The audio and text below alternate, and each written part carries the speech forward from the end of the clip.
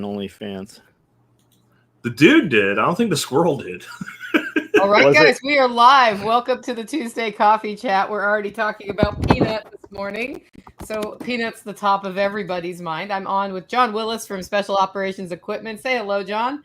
Hello. Oh, sorry. I didn't give him time to say hello. And I got Jack Spirko from the Survival Podcast. Hey, folks. What t-shirt are you wearing there, John? It says, you see my tinfoil hat, I see your blindfold. I've got tarring and feathering on today in honor of first Tuesday in November. What do you got there, Jack? It's one of our new shirts from our TSP Gear Shop. So we got a little subdued TSP logo, and I guess if you're going to see it, and I can't see if you can see. And I don't even know which one it is. I don't know if it's the gardener in a war or I'm not sure which one it is. You have to tell me what it was. Jeff says only nuts. Only nuts. It wasn't only fans for Peanut. It was only nuts. Okay. What do we want to talk about today? Guys, in the live stream, if you have questions, throw them up. I know that a lot of people are talking about the elections and whatnot. You guys thinking about the election much today? Yeah, I mean, Go ahead, John. Yeah, everybody keeps asking me about it. What do I think's going to happen? I don't know what I think's going to happen, what I hope happens, and what does happen, and I can't control any of it. Jack had an excellent show yesterday about it. I'm just going to keep doing my stuff. Like, if Trump gets in office, are they going to certify it? I don't know. If he does get in office, are they going to riot? Yes. If he doesn't get in office, is somebody going to riot? Yes. Am I going to be where the riots are? No, I'm not. I polled the internet to see what the wisdom of the crowd was, and I gave 4 options. Harris wins, peaceful transition. Harris wins, the right riots. Trump wins, peaceful transition. Trump wins in the left riots. And then other comment below, which we won't cover. 62% picked B. Trump will win and the left will riot. 17% picked B, which was Harris wins in the right riots. The right, which means that our overall selection there is what, 89%? Or no, 79% are saying that one way or another, there will be riots. So, if you do the ask the audience in the Millionaire Show, it's overwhelming that there will be riots. Well, which side boarded up all their towns? Which towns are all boarded up? It's not the conservative towns. It's not the Republican dominant towns. It is always the leftist towns that are boarded up. Where's all the security? Where's the National Guard? It's at the leftist places. The thing about that is, though, no matter where riots are, they will be there. Right. It doesn't matter. Like, the right is not going to go riot in, I don't know, Fort Worth. Like, the first of all, there's how many cities of any size are there that aren't leftist? Correct. And where rioters are not going to riot, and they're not going to go to Camden. Correct. Because that's a good way to end up unalive, right? Like, say never, nobody riots in the country. There's no shit to steal in the country either. Like, I know that we all have stuff, but not consolidated. Like, it's not like, raiding a Target or a Walmart where, like, there's a whole aisle of TVs that are still in boxes. So I think rioters are as much out to make a political statement as they are to steal shit and break shit. And I actually think that, like, the vast majority of people that show up at riots, they're not there because they give one single square root of F all. Criminal opportunity. I mean, how unsatisfying would it be to walk down the highway John Willis's business is on and vandalize things? It's like you got to walk really far from house to house before you can break another window. Yeah, at his place, you got to get past his security, and you're probably going to get bit by a dog before. Oh, you're absolutely going to get killed by a dog. Right. Yeah, all you got to do is open the gate, and you're just screwed. Yeah, we don't even have trick-or-treaters here. Like, they trick-or-treat from mom's car here. And that's in town. Like, we don't have none of that stuff. Yeah. You got to go where the stuff is if you want to steal stuff and break stuff. Like, yeah. Could you see people walking down my street, Nicole, trying to break shit? Every single house is surrounded by, like, a 6-foot fence with barbed wire on top of it. Like, I don't think you're getting over the fence. I mean, and you know the neighbors across the street, what's happening if you go over there. They're like a Mastiff rescue, John. They have like 19 full, huge Mastiffs that just run around the yard constantly. It's like, yeah, you're not going to make it. Yeah, we have too many choke points here for it to be wise to come down the holler. Oh, those people can't drive. They'll kill themselves before they get to where you are. They'll go down the ditch. Well, most they of won't them even make, like, even if they try, they just. Most of them don't drive. They're bussed into those locations, and we know most people in a normal car can't get down Nicole's Road, and you know they're definitely not walking from the dam. And I don't see a tour bus going down that road. No, but that's how they get there. Most of your rioters during the Summer of Love and all your Antifa shit, they were arrested 3, 4, even 10 times at different riots across the United States. Those people are paid. Yes, they are. That's actually something really interesting that came out. I can't remember the group now, but you can like buy cell phone data. And they won't tell you John Willis and Nicole Sauce were in this spot, but they'll basically tag your phone with a random string and say these two people were in this spot together and they were also in this spot together. And they sell it as marketing data, but anybody can buy it. So this group bought this data for the Harris rallies and the BLM riots. And they found that something like 80% of the people that attend Harris rallies have been to like most of their rallies all over the country. Like they're literally, like John's saying, moving them around. But what was really interesting is like 80% of those were at more than 4 BLM riots. To me, that's a little interesting fact right there. And that's also something that's like, that's science and not science TM, right? That's like, we know that we don't know who that person was, but we know that some people went to like a bunch of BLM riots and then to a bunch of Harris rallies. And that many of them traveled like all the way across the country to do it. I don't know how you do that if you're not being paid, because these people do not have money. Yeah, and that's called geofencing. That's how the cops find their suspects when some crime happens in a shopping mall parking lot or such. Yep. And also, if you show up to one of these events and you're the dude without the cell phone, you are the primary target. They are definitely going to pick you up and question you of what you're there for. If you have no digital thumbprint, like you stand out more than all the people with the phones do. Do you know the reason to get a burner phone if you're going to go do nefarious things at riots? Or with everything he just said, this is what's interesting to me. During the BLM riots, we had these people doing this, and you had exactly what John just said, conclusive evidence that they were doing this. Do you know crossing a state line with the intent, not even successfully, with the intent of causing a riot is a federal felony with a minimum 5-year sentence? Yeah. And while they were ignoring these motherfuckers doing this, where they had them dead to rights, you did it. We have proof you did it. What were they doing with the DOJ? They were sending them to school board meetings to intimidate soccer moms for questioning the administration as to what they were teaching their children and framing them as domestic terrorists. Bob, I think there's riots tonight. Yeah, Bob's comment's a good one right there. Yeah, a friend of mine has a bus company. He's hired out 30 buses for the next 3 weeks to be on standby with destinations TBD. I wonder why. He's probably got a friend with a brick company that, will be delivering pallets of bricks right where. Yeah, somebody else talked about bricks showed up in Tulsa, I think they said. Yep. Luckily, none of them were used. And then Survivor Punk wants that pallet of bricks at his house. No kidding. No kidding. And if unused bricks. And if you saw the pallet of bricks sitting randomly on the curb there, and you went and filled your truck up, of course you would be arrested. Absolutely, but not the guy that left the bricks. Yeah, for stealing. But if you said who owns these bricks, nobody knows. Yeah. Right. And if you pick a couple bricks up to throw at a building, then we're not going to do anything about that. And of course, we're all conspiracy theorists for talking like this today. Like, there's no evidence that we're right or anything. Never. Just pallets of bricks. Now, you know what's going to happen. Somebody's going to take that little piece I just set out and say, Jack Spirko admitted. Yeah. That they have no. That's exactly. I can do it for you if you want. They'll probably do it. You don't even have to. You can just download it and reuse it. It's not hard. They kept trying to get James Yeager to say, when society collapses and me and my militia take over this town.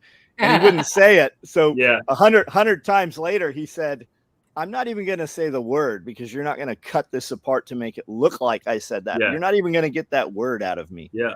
Yeah. It's what they do to Orange Man nonstop, isn't it? Yeah. Yeah. Right? And people, and they run with it, man. They edit this little tiny piece and then yeah, very fine leave out people. both sides. Yeah. The white supremacists are very fine people. We had a thwarted attempt, weapon of mass destruction, Nashville power facility yesterday.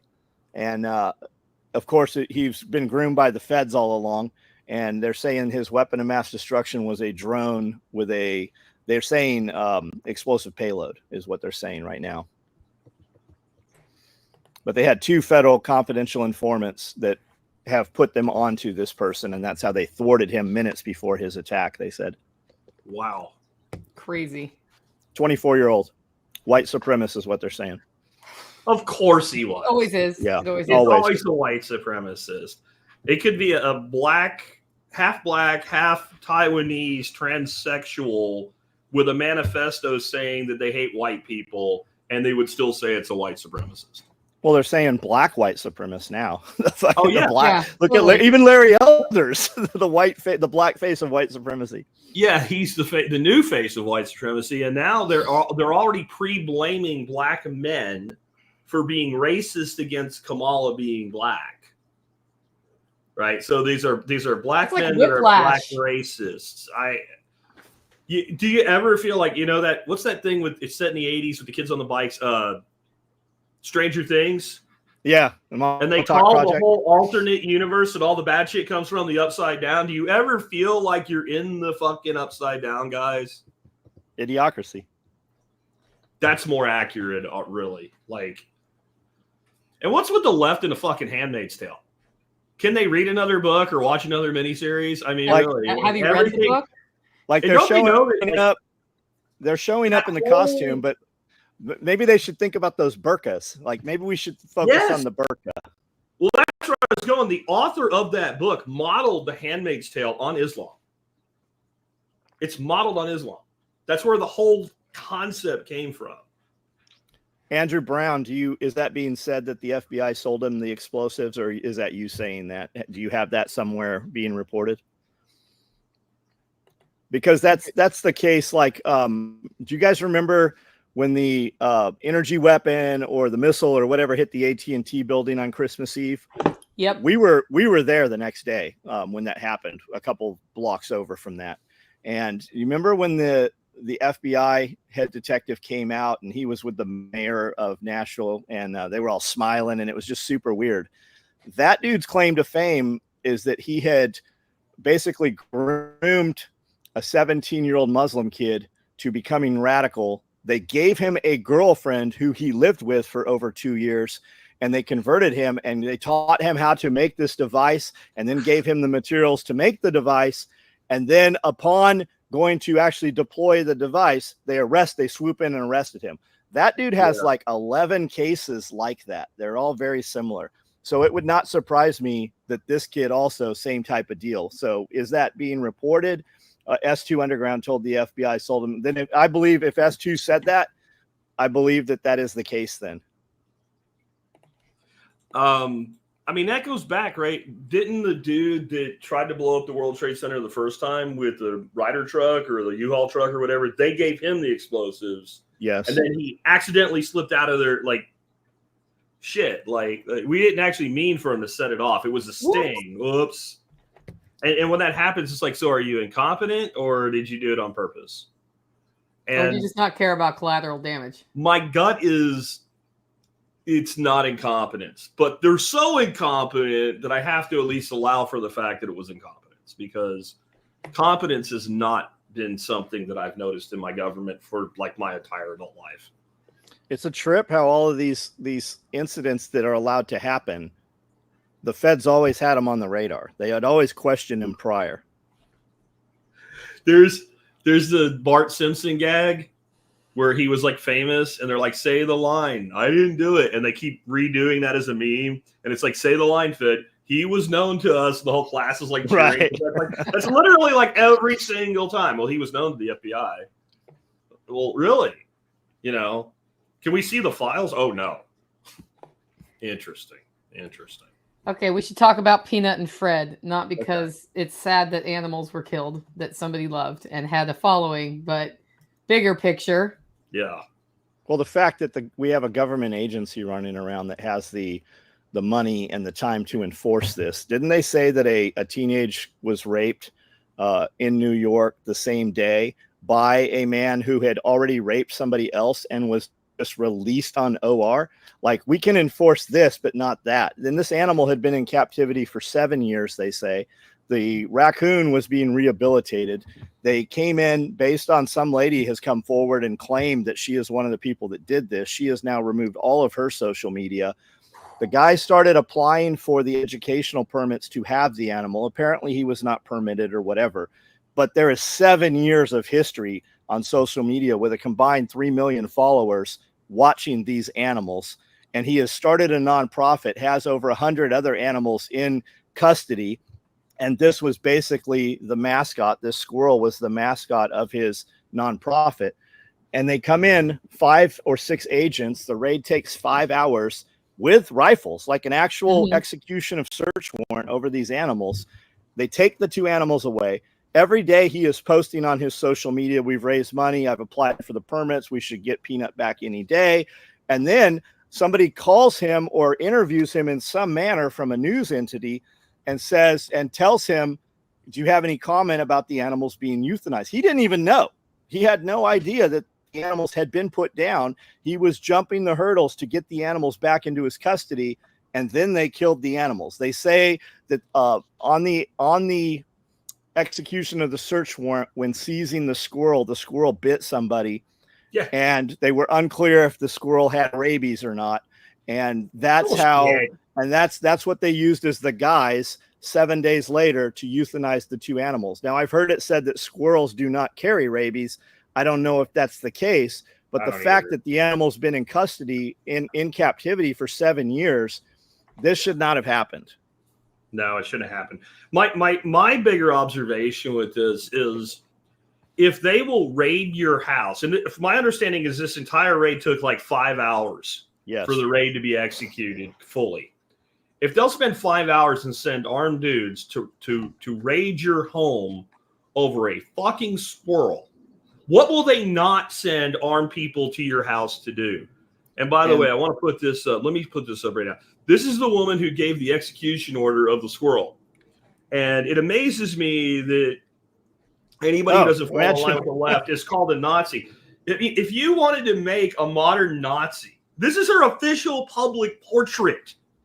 Put up a picture of her next to the Secret Service, the head of Secret Service, when Trump shit went down. Oh, Secret Service Pat? Yeah. No, the head. Oh, the head. You mean Cheeto Girl? Yeah. The Cheeto Girl. Yeah. Yeah. They do have some similarities. She kind of reminds me like as a taller, less heavy version of Secret Service Pat, though. So the lady that gave the order to kill the squirrel, what agency is she with? She looks like she's dressed up like a state trooper or something. She's with, let me see. I opened it like separately so I could do it. That's wild, man. Yeah. I don't like, she's like animal control or some shit. Like, yeah, it doesn't say exactly who she works for. Yeah, it's said that to test an animal for rabies, they need the brain. Yeah. You can also just give the motherfucker rabies shots. I'm sorry. Like, you could just like, we're just going to give this dude rabies shots as a precaution, which they probably did anyway, if the damn thing even bit anybody. And if it bit somebody, as tame as that thing was, it's probably because he was rough handling it. Yeah, it's very hard to find the answer to the rabies question, just so you know. There's your answer. But a veterinarian would know, but it depends on the body temperature. Because I happen to know that birds cannot carry rabies because their body temperature is too hot, because I got a bird through my face once. I've heard the same thing about possums. Possums don't carry rabies. I've heard that over and over. I've never looked I've heard that. I actually verified that. Possums do not carry rabies. And it's exactly what Nicole said. Their body temperature is too high to incubate the virus. Do squirrels. It kind of looks like squirrels could, but Same thing. I mean, common sense would dictate 7 years without the squirrel going crazy with rabies. It probably doesn't have rabies. That GPT says that squirrels can carry rabies, but it's rare. Very rare. It's rare. And a veterinarian could have answered that right away. Yeah.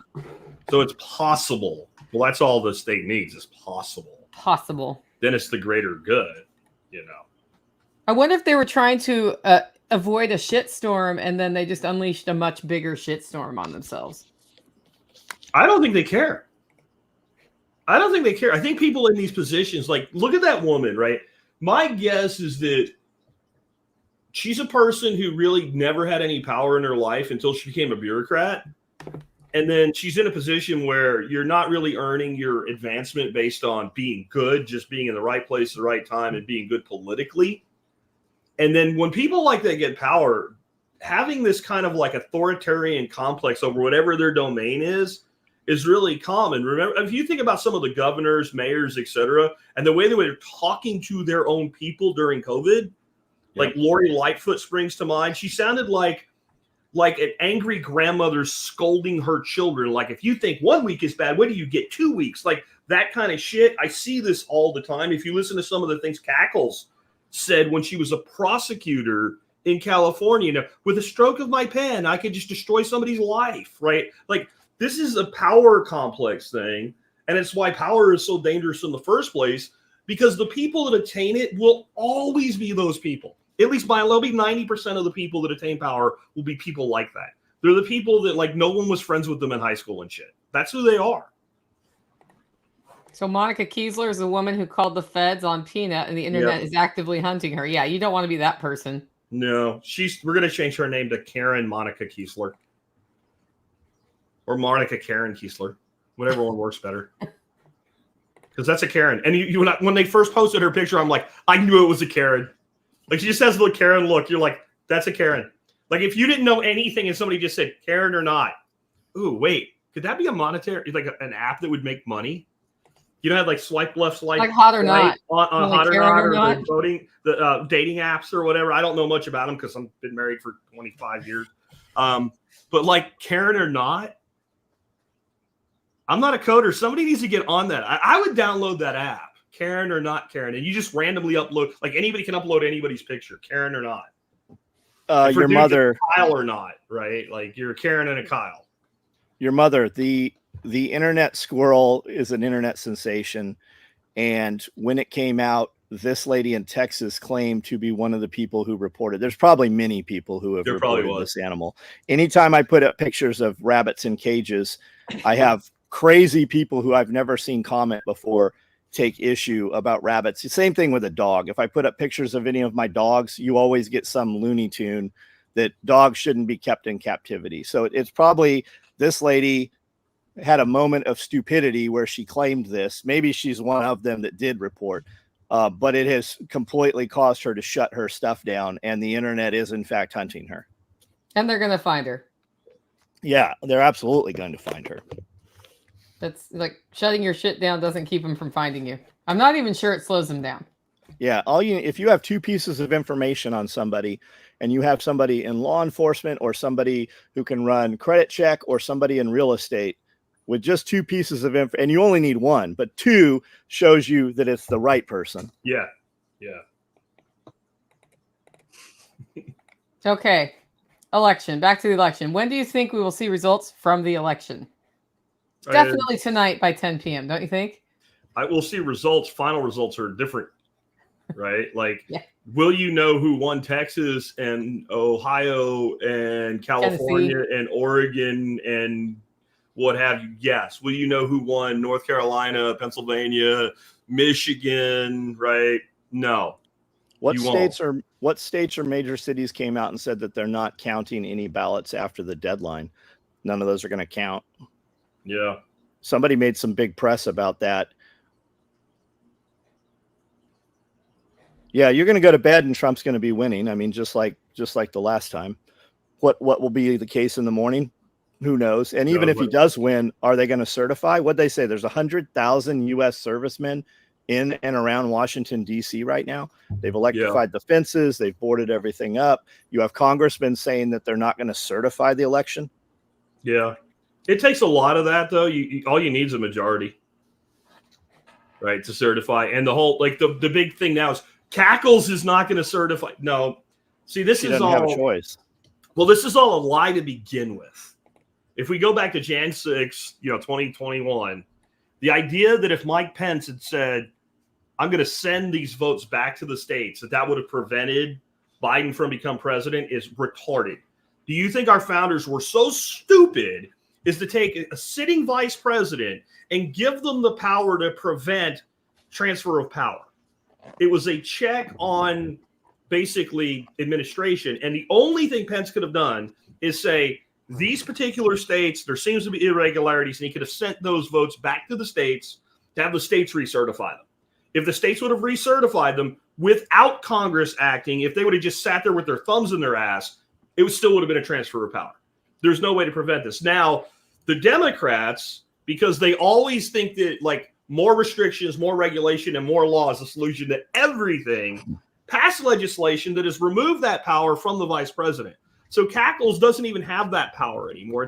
There's nothing they can do except here's the vote, certify them or don't. And I don't know, man. I don't see how you get like John's right. There are people that are sitting reps saying we will not certify, but that's always been the case. There's been plenty of Democrats who have not voted to not certify in the past. So I don't know. Yeah. You have somebody saying there's been a lot of reports of the Dominion voting machines having issues. You have, what was it, a congressman just put the password out to the Dominion? How did he even have that password? Secretary of State for Michigan, I believe. That guy should be in prison right now. Should be in prison forever. And she didn't release like a password. She released like a string of passwords for something like 80 machines in the state or something. Crazy. And then you have you had state police at some voting area. I think it was state police telling people in line to go ahead and take off because it's too late. They're not going to be able to vote. You had a lady say, no, stay here and vote. And they arrested her. I don't know how that transpired, but I'm sure there's video footage of it. That's 100% confirmed. That did happen. They had a cop telling people to leave. It was taking too long. It was too cumbersome. Just random bullshit. Like, it's up to me if I stand in line or not. And again, a lady did what John said and said, hey, no, just stay here and vote. And they arrested her under disturbing the peace and election interference. Yeah, Raskins has been saying they will disqualify Trump. Have you ever seen the video of him saying it? He looks completely disheveled, like a madman, just like the judge when he told Trump that he had to come back for trial or they wouldn't delay the first time. That dude looked completely disheveled. It looks like they're literally in their pajamas. Maybe they are. They look like your stereotypical movie in a psych ward, like when the crazy people take over the hospital. That's what they look like. It's crazy. I don't have the video. I do have the story and the guy you're talking about. That's him. That is not what he looked like when he was saying it. No, he doesn't looks look very good there either, though. He looks very put together right there. I guess comparatively. See, my thing with all these leftists has been the eyes. Yep. And what I call SSRI eyes. Well, that's your adrenochrome eyes.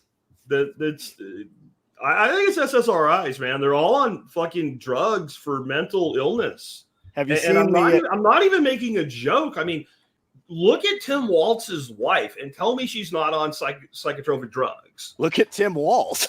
Oh, he's Richard Simmons on meth. That's who I'm the fat guy in the van down by the river. It looks like he's got candy stuck in his hair. The kick is my favorite thing with him. He does that little kick, like when they're doing pictures. Like, what are you doing? Like Chris Farley. Yes. Yeah. Yeah. I don't know. I just get more of a, like, Farley was more manly than him. Like, I get a much more of a Richard, think back to the 80s and Richard Simmons when he was a big deal and come on, girls, let's go. I mean, like, it's exactly. It's like Richard Simmons on meth and ecstasy is Tim Walz. It's being said that all the stars that they're pulling out of mothballs for the Kamala rallies, those are all on the P. Diddy list. Every one of them's like P. Diddy. There's all the videos of him with P. Diddy. I'm convinced Mark Cuban is. What other excuse is there? Like, Mark, and there's video of Mark Cuban saying that he advised Trump on something, and Trump basically told him to pound sand. So he has it out for Trump. It's not that he loves Kamala; it's that he hates his feelings had been hurt somewhere, and it's over Trump. I saw the video of him saying it. I can tell you, it actually goes further back, his hatred of Trump, and it's over a really childish, stupid fucking thing. So I actually knew Mark. I actually had a purchase order with his signature on it for $1.5 million for a data center that we built for them. That it actually was part of how they were able to sell broadcast to Yahoo and make him a billionaire. And right after that happened, he was at some big speaking thing that Trump was also at. And no one knew who he was yet. I mean, he hadn't bought the Mavericks yet. He was new money, but he had been invited to this thing as a speaker because some people didn't know who he was. Well, Trump sees him backstage. Trump has no idea who the guy is. And he's back there like in his T-shirt and jeans type thing, like I would be, and being a regular guy. And he talks to Trump for a second, doesn't tell him who he is. And Trump says something to the effect to him, "Keep going, kid. You're going to make it." That is what set him the fuck off. Like he wrote this huge, he used to have a blog called Blog Maverick. He wrote this huge diatribe about how pissed off he was because he was insulted and degraded because Trump didn't recognize him as a fellow billionaire. And he's like, and I was worth more money than Trump. Oh, geez. Yeah, right? Who's running his is it a basketball team he has? Who runs that, right? Black woman runs it because he got in trouble with some sexual improprieties or something he got lawsuited over. So they put her in place. Who has the most white players on any team? That dude does. Like it's just funny to hear PBD Patrick Bet-David did a whole breakdown on that whole mess. It seems like it would be great not to be recognized in that situation because then you're getting the genuine person. They're not just being nice to you because you're a known billionaire. That's a good thing. This was brought up earlier. Mark Fisher, BLM leader from Rhode Island, endorses Trump. I think this happened some time ago, months ago. Yep. Yeah, Elon Musk, Trump, Joe Rogan, Trump. And both those dudes are out there just a few years ago saying never Trump. I guess my point about Mark was he wasn't always freaking nuts.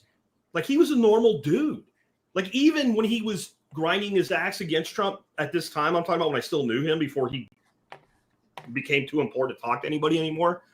He still wasn't there was no way that man would have been woke. I think that there is some leverage on him. I don't see how a person goes that far and that ridiculous with no leverage, on them. I think that's exactly what it is. They know that the dirt's about to come out, and the only way to save themselves is to keep Kamala in there. Who's going to come out? Probably not. I mean, he said, "Look if I was president, you'd be in prison." He could have gone after Hillary Clinton and he didn't. Yeah. I think it's live and let live. Let's move forward. I think that's his thing. All the shit you're not going to have women's rights. You're not going to have abortion. You're not going to have these things. You're going to have white supremacy. He's already been president. He didn't do any of that shit. Yeah, he's going to leave abortion the way it is. Ruth Bader Ginsburg said that whole thing that Roe versus Wade was a mess and needed to be undone. Yes, she did. She said it should be the states' rights. Well, and so what I think they're doing right now that's really stupid is they are calling these abortion bans, which I don't know if any states actually banned abortion. They have limits on how long, right? The Trump abortion bans. Trump's had nothing to do with these bans. It's just right? No matter what your position is, if you have a problem with the abortion laws in your state, your beef is with your governor, your lieutenant governor, your state house, and your state senate. And senators and congressmen, federal senators and congressmen are campaigning on this now. Like Colin Aldred is running against Cruz here in Texas, and he's campaigning on because of Ted Cruz, right? Women in Texas can't get abortions and will die in the parking lot, which is nonsense. But Ted Cruz has nothing to do with this. He's a federal senator. He votes on federal legislation. Your senator that goes to Washington for you has no other than maybe can make a phone call and have some influence. They don't get a say in your state politics at all. Period. Gamer time. I'm not sure what you're saying here. That it's a right knee-jerk reaction. You said that the DEC will go after anyone that keeps wildlife. did they go after the migrants that were eating the animals and killing the geese and taking the ducks out of the pond? And what about what happened? And I think it's a different state, but you had an illegal that shot a bald eagle and was released from jail or wasn't even booked into jail. So I'm not sure what you're saying here, Gamer Time. And I guarantee you, if I pop a Cooper's hawk off the roof of my duck coop trying to kill my livestock, that if I get arrested for that, I'm going to prison for 5 years. I hear farmers and guys that, you know, have some property all the time say that they can kill birds of prey as nuisance animals. And I always tell them, I go, hey, you better be very careful with that. If you truly believe that, you need to talk to Wildlife Authority, because a lot of those animals, those are chipped animals or they are tracked animals. Do not get caught with that thing buried on your property or anything. Mm-hmm. No, and it's a federal law. It is not a state law. Your game warden might cite you for it, but it will be prosecuted by federal prosecutors. These are federally protected animals. And you better operate even on your own property as though you're being watched, because many times you are. Like, there are game cameras up there, and there's cameras watching cameras looking for you to take down their game cameras. We've had massive court hearings over this here in this county over this stuff.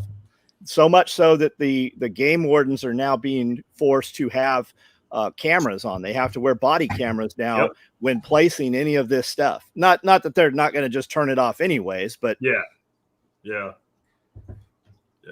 There is a lot of bull. I just want to cover this real quick because you brought up game wardens. There's some bullshit about game wardens that people need to get over and stop saying.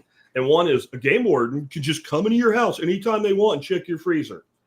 No, they can't. Please stop saying stupid shit, please. And don't let them into your house to check your freezer. Yeah. Law enforcement of any brand can't just walk into your house, legally anyway, without a warrant. Now, if like what happened to me when I was a kid, I was a 20-year-old, the probable cause, right? If they witness you like taking deer into your house out of season or something, right? Then yes, but that would be like if the cops see you like with a girl with her hands bound and a blindfold on and shove her into your door, they don't need a warrant. That's probable cause. That doesn't mean that like your neighbor can call and say, I think John poached a deer, and then they could just show up in Camden and break into SOE. That's not how that works. And I don't know where that myth came from. And it's not an internet myth. Because I believed this shit when I was a teenager until like one of my uncles like, that's nonsensical bullshit. And he knew a game warden, called him and said, here, talk to my nephew. He's dumbass. And so that's not a thing. But, you know, somebody sees you shoot a hawk. So here's my get out of jail card on the hawks and the eagles. You are not allowed to kill them. 100% you are not. But if your dog kills it. Like, what are they going to do? That's nature. Yeah, Charlie's dead, so his statute of limits are up. Charlie killed 3 Cooper's hawks. And you were supposed to, and if that ever happens, you were supposed to notify the authorities that animal is dead on your property. The dog ate it. There's actually migratory game bird laws. It's illegal for you to pick up dead songbirds of any kind. If you see a robin on the road or a blue jay, you can't take it. You can't take the skull out of it. You can't collect the feathers. I mean, none of that shit. And the animal cops are out of control with that shit. Now, just back to Gamer that said it's a right ring trigger, that it's the same as the triggers on the left. No, it's not. Nobody's actually triggered about the squirrel as a thing.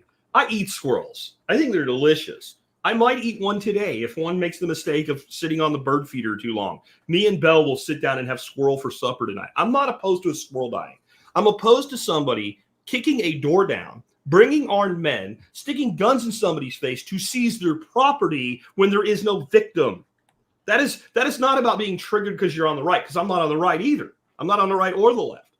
That's about personal property and rights. And again, as superficial as a fucking squirrel is, these are the same people that say, we'll never kick down your door and take your guns by force. Right. If you will kick somebody's door in to take a squirrel, you will do it to take an AR or an AK. Yep. And don't say you won't. So it's just not following a orders moment. Like, I don't know. I smell autistic libertarian here. Just following orders. Yeah. Well, and everybody in that chain will say that, right? Like, right up to the woman gave the order to execute will say, I had no choice. We had to test it for rabies. It's policy. And this is the problem with bureaucracy. If you follow the playbook, no matter how absurd it is, no matter how wrong you are, you will never get fired and you will always get promoted if you just follow the rules. And so that entire system is set up to create people who do not think unless they're thinking, how can I exercise this power I have? Because that's acceptable. You're a good bureaucrat when you exercise power over people. That's a wonderful thing.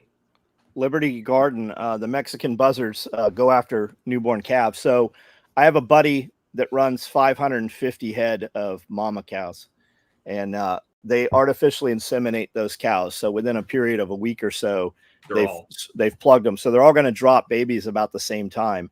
And we have these giant black buzzards out here that come down on those calves when they're born, and they eat the eyes out of them.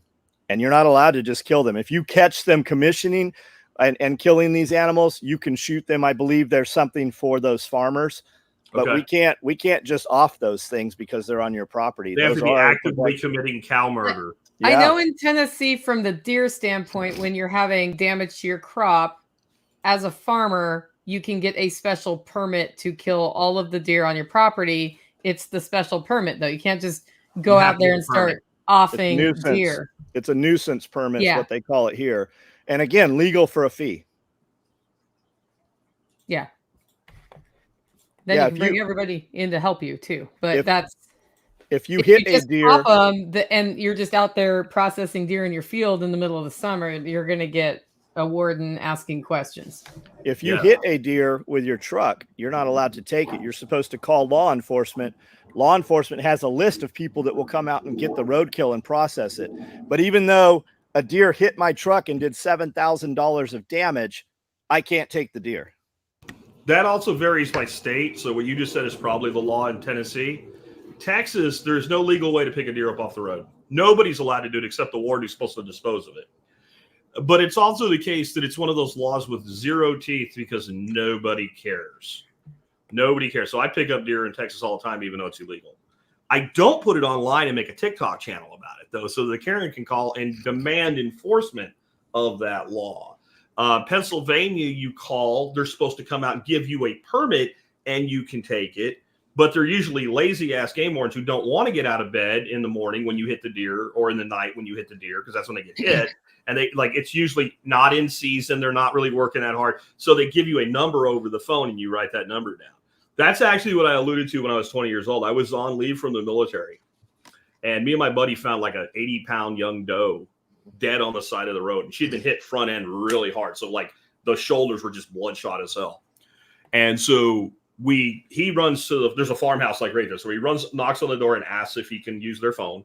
There's a deer dead and they want to call the game warden. So they let him. He calls like the main number for like PA game, and they connect him with the like regional warden for that area where the deer is. He says, here's your number, be gone. Take it yourself. I'm not coming out. So we throw it in the trunk of my little freaking Mustang 2. We drive home with it. And my neighbor sees us with a deer. And this is like March. And calls the game warden. Different district from where we picked it up. So the game warden comes. And this is what I'm saying, probable cause. This would be probable cause. We had a walkout basement where we processed deer. I'm walking out with these two front legs, like just take the front, shoulders off. And they are blood. I mean, I have blood. I look like I murdered 20 people. And I'm coming up out of the thing. And he's standing there and he goes, do you boys have a deer here? And when we told him what happened, he did not believe us. But then he called in and we told him where we were, and they called to that office, and the guy's like, yeah. And he gave us a written permit for it.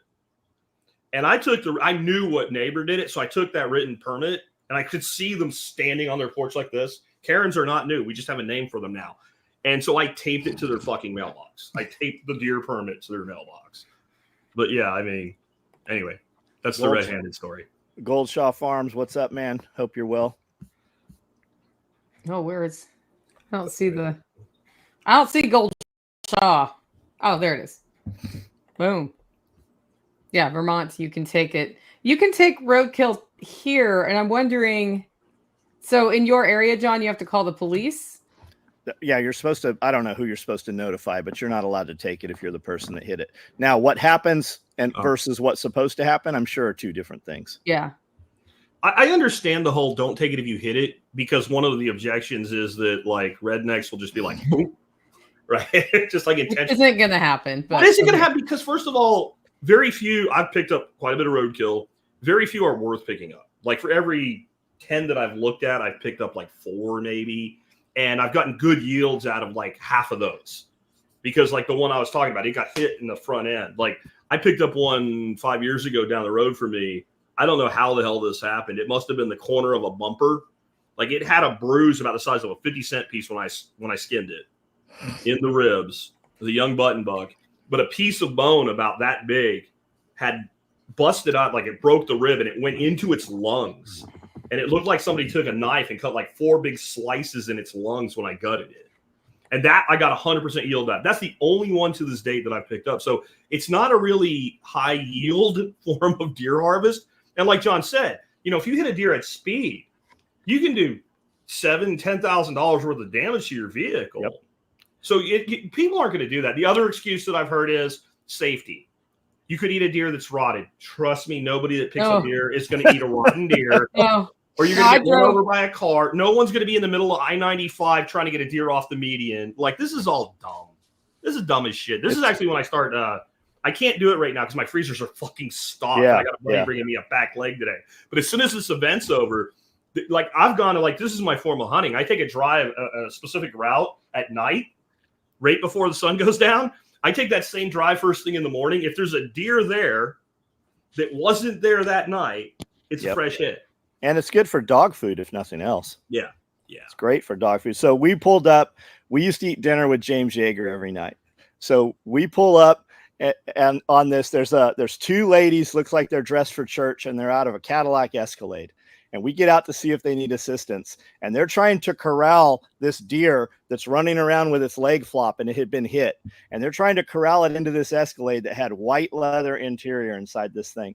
And I called James. He goes, "Hey, I'll be there in a minute." So he comes down and he goes, "Okay, ladies, what are you doing?" They're like, "We're going to take this deer to the vet." He goes, "No, this deer will maul you.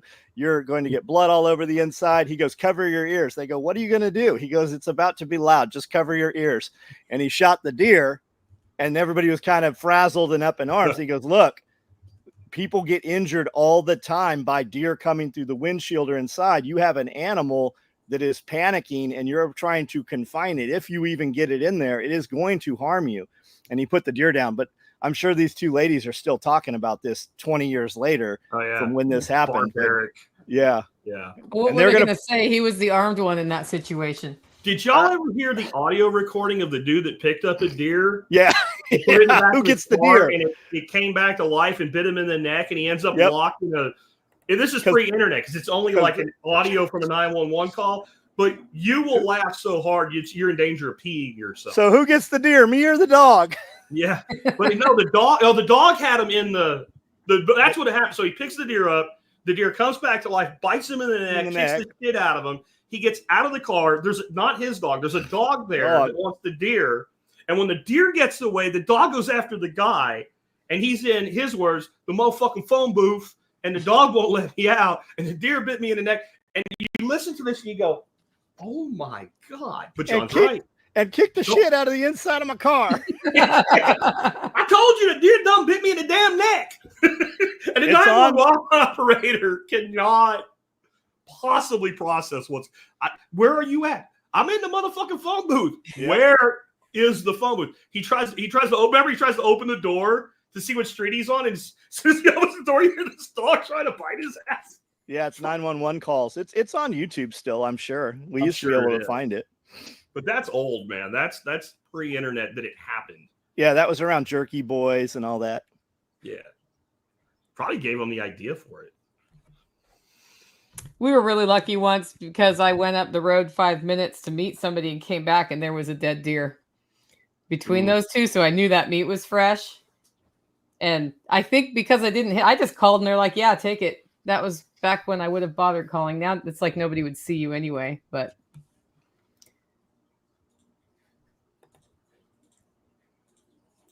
Okay. What happened to 50 tons of ammunition nitrate that disappeared from a train? That's very. Anybody know about Okay. that? Because I don't know about that. I got a buddy that works for CSX, and we did a podcast together, and he said it's actually more common than you think. Chances are that the hopper got a hole and it spread over 10 miles back down inside the tracks. He said probably nothing happened to it. On the other hand, who knows? If you see a really bright green strip along a railroad, you'll know what happened. Yeah, it's a fertilizer. Like, he uses it on his property.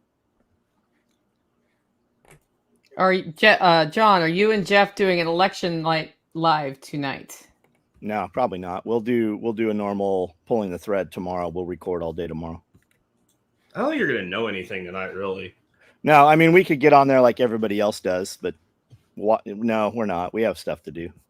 I'll be live tonight, but it won't have anything to do with the election at all. What are you doing? I'm going to be with Billy Bond. We're going to be talking about cover crops. Oh, Nice. cool. Yeah. See, that's a valid use of time this evening. Yeah, that's how I feel about it. Like, we're not going to change the election by broadcasting tonight. I think that some people actually think, like, if they stop paying attention, something bad will happen. Right? Because just tell people not to watch the news for a day and watch their reactions. They act like you said, inject yourself with cancer cells or something. Like if I don't watch, it'll spin out. Like, they think that, like, I don't know, like, you ever hear stupid shit people do, like when they're watching a football game, like their team's kicking and they all put their label to the front to help the ball or something? Like, I think that some people have these weird things in their head that are almost superstitions, but they're not codified as superstitions. That they really believe they hold on is what's keeping the whole world from going over the edge. Somebody said about RFK removing the fluoride, and then somebody said it's a local issue. Kind of. Some states it is local. California mandated over 20 years ago any municipality with over 10,000 residents had to have fluoridated water. And you would think that you could go buy bottled water. They also mandated that the bottled water had to be fluoridated, and that's why you can't get certain types of bottled water in California. So yes and no. Here, I know the dude that works at the water plant 2 properties down, and he says we haven't fluoridated any of our water in over 25 years. We do have a little obscure sign that's all rusted that says that we have fluoridated water. He says we have not fluoridated our water in well over 20 years. It doesn't happen here. Do you know where the fluoride they put in your water comes from? Aluminum. It's a byproduct of making aluminum, and it has a skull and bones on it. And it mainly is imported from China, and it's literally removed from smokestacks. Yep. It accumulates on these smokestacks where they're aluminum's one process. There's several processes that result in sodium fluoride as basically an off-gassing mineral is what I'm looking for. And they form all these smokestacks, and then they scrape these smokestacks, and then they put it in a bag, with, like John said, with a skull and crossbones on it, and they ship it here. And your water authority puts that in your water. John, what do you think would happen if Nicole got a bag of that, went down on the other side of her road where there's a creek, and dumped one of those bags in that creek? Yeah, What do you think would happen to Nicole? It would kill everyone. Well, they'd come after her, federal task force. Because of all the shit that started dying. Distributed it at a small, slow rate that was equivalent to what happens to the water that people drink, you would be prosecuted for polluting a federally protected waterway. You have EPA agents go after people upstream a mile that have rabbits, and the rabbit manure and the urine makes a T, and it gets into the waterway, and you have an algae bloom down. So they track it back, and they go after those people over the rabbits. Opening the bag is a federal offense.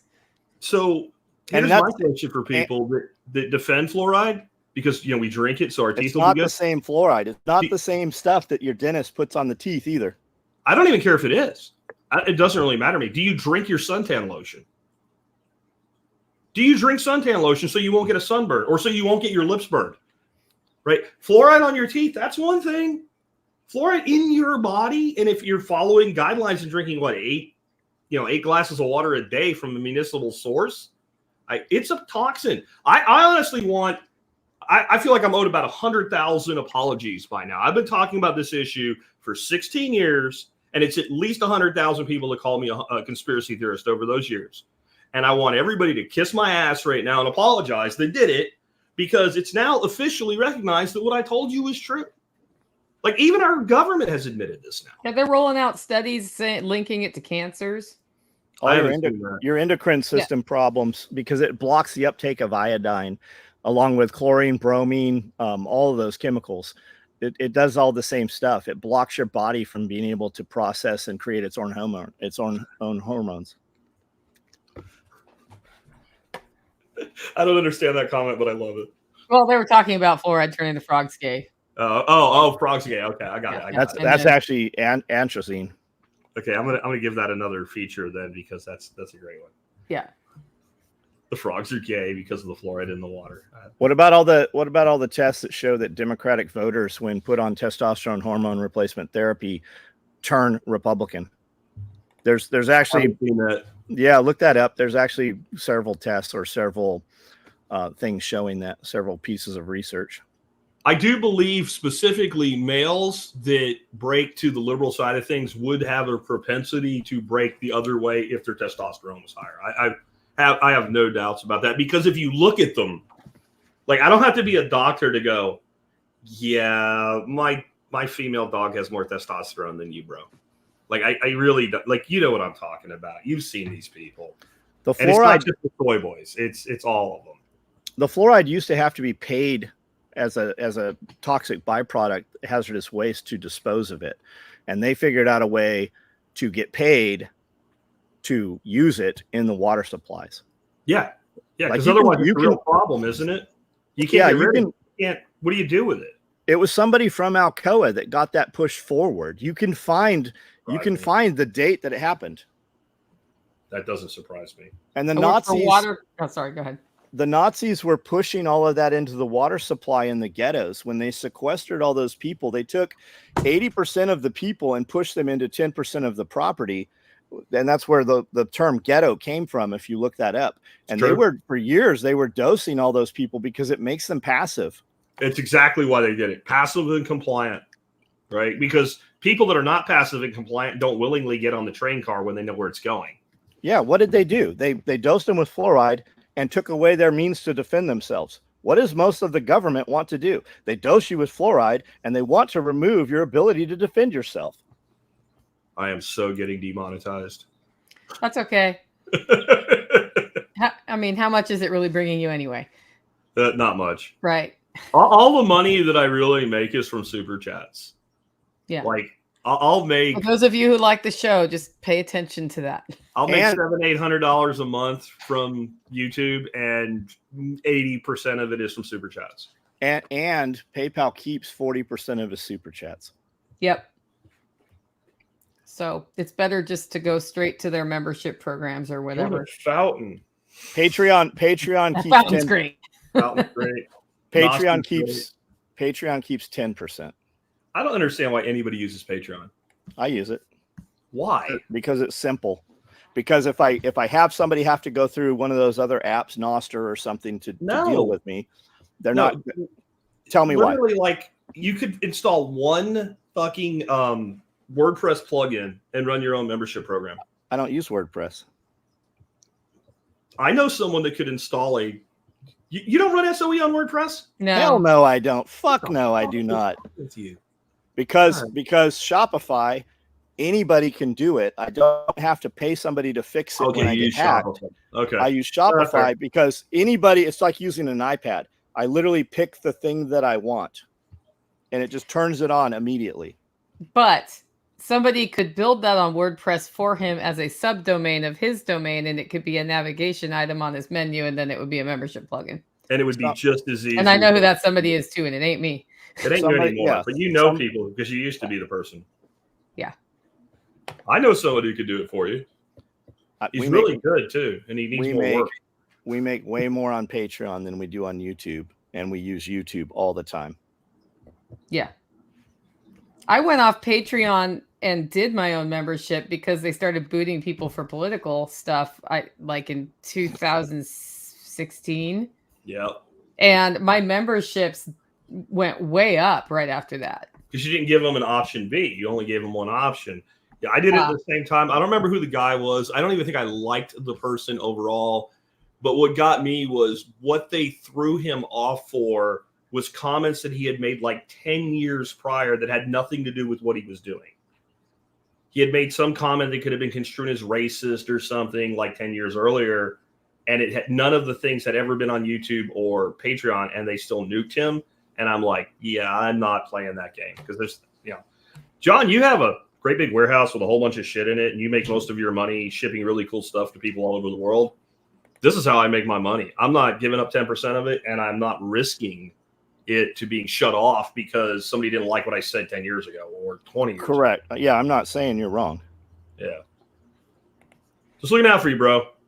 Don't want to see you fully demonetized. Yeah, I get it. The day that happens, I'll have something else running the next day. Yep.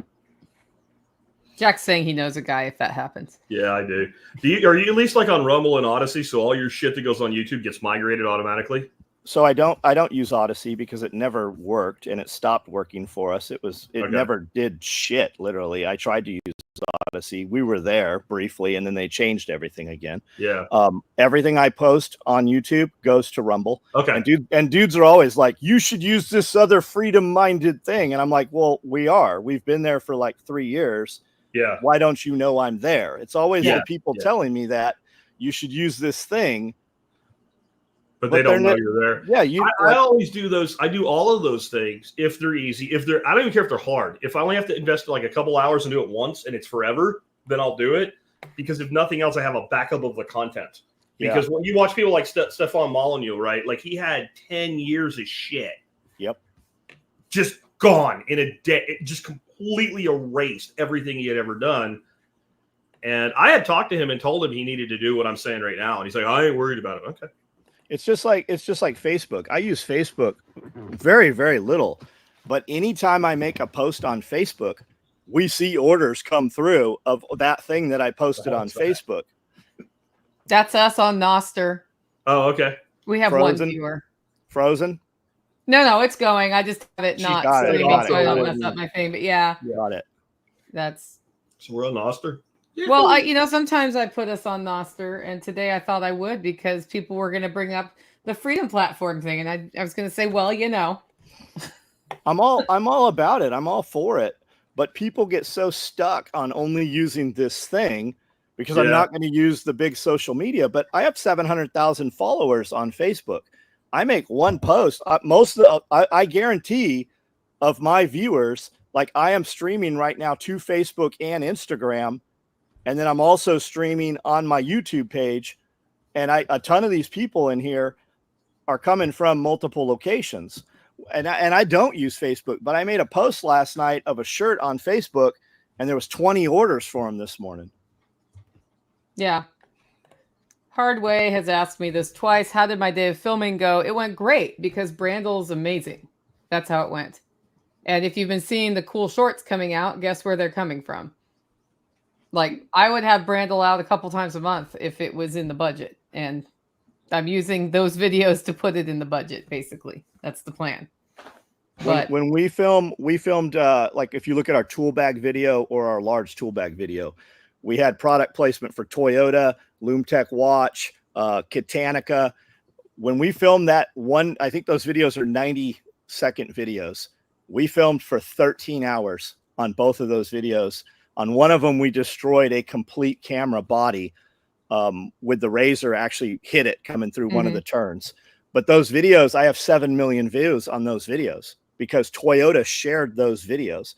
That's all Brandel. If you look at our purge video, same thing. We filmed out, the water was freezing when Jeff was standing in the water and we were out there doing that hoodie video. We filmed for 8 hours that day. The same thing over and over and over and over.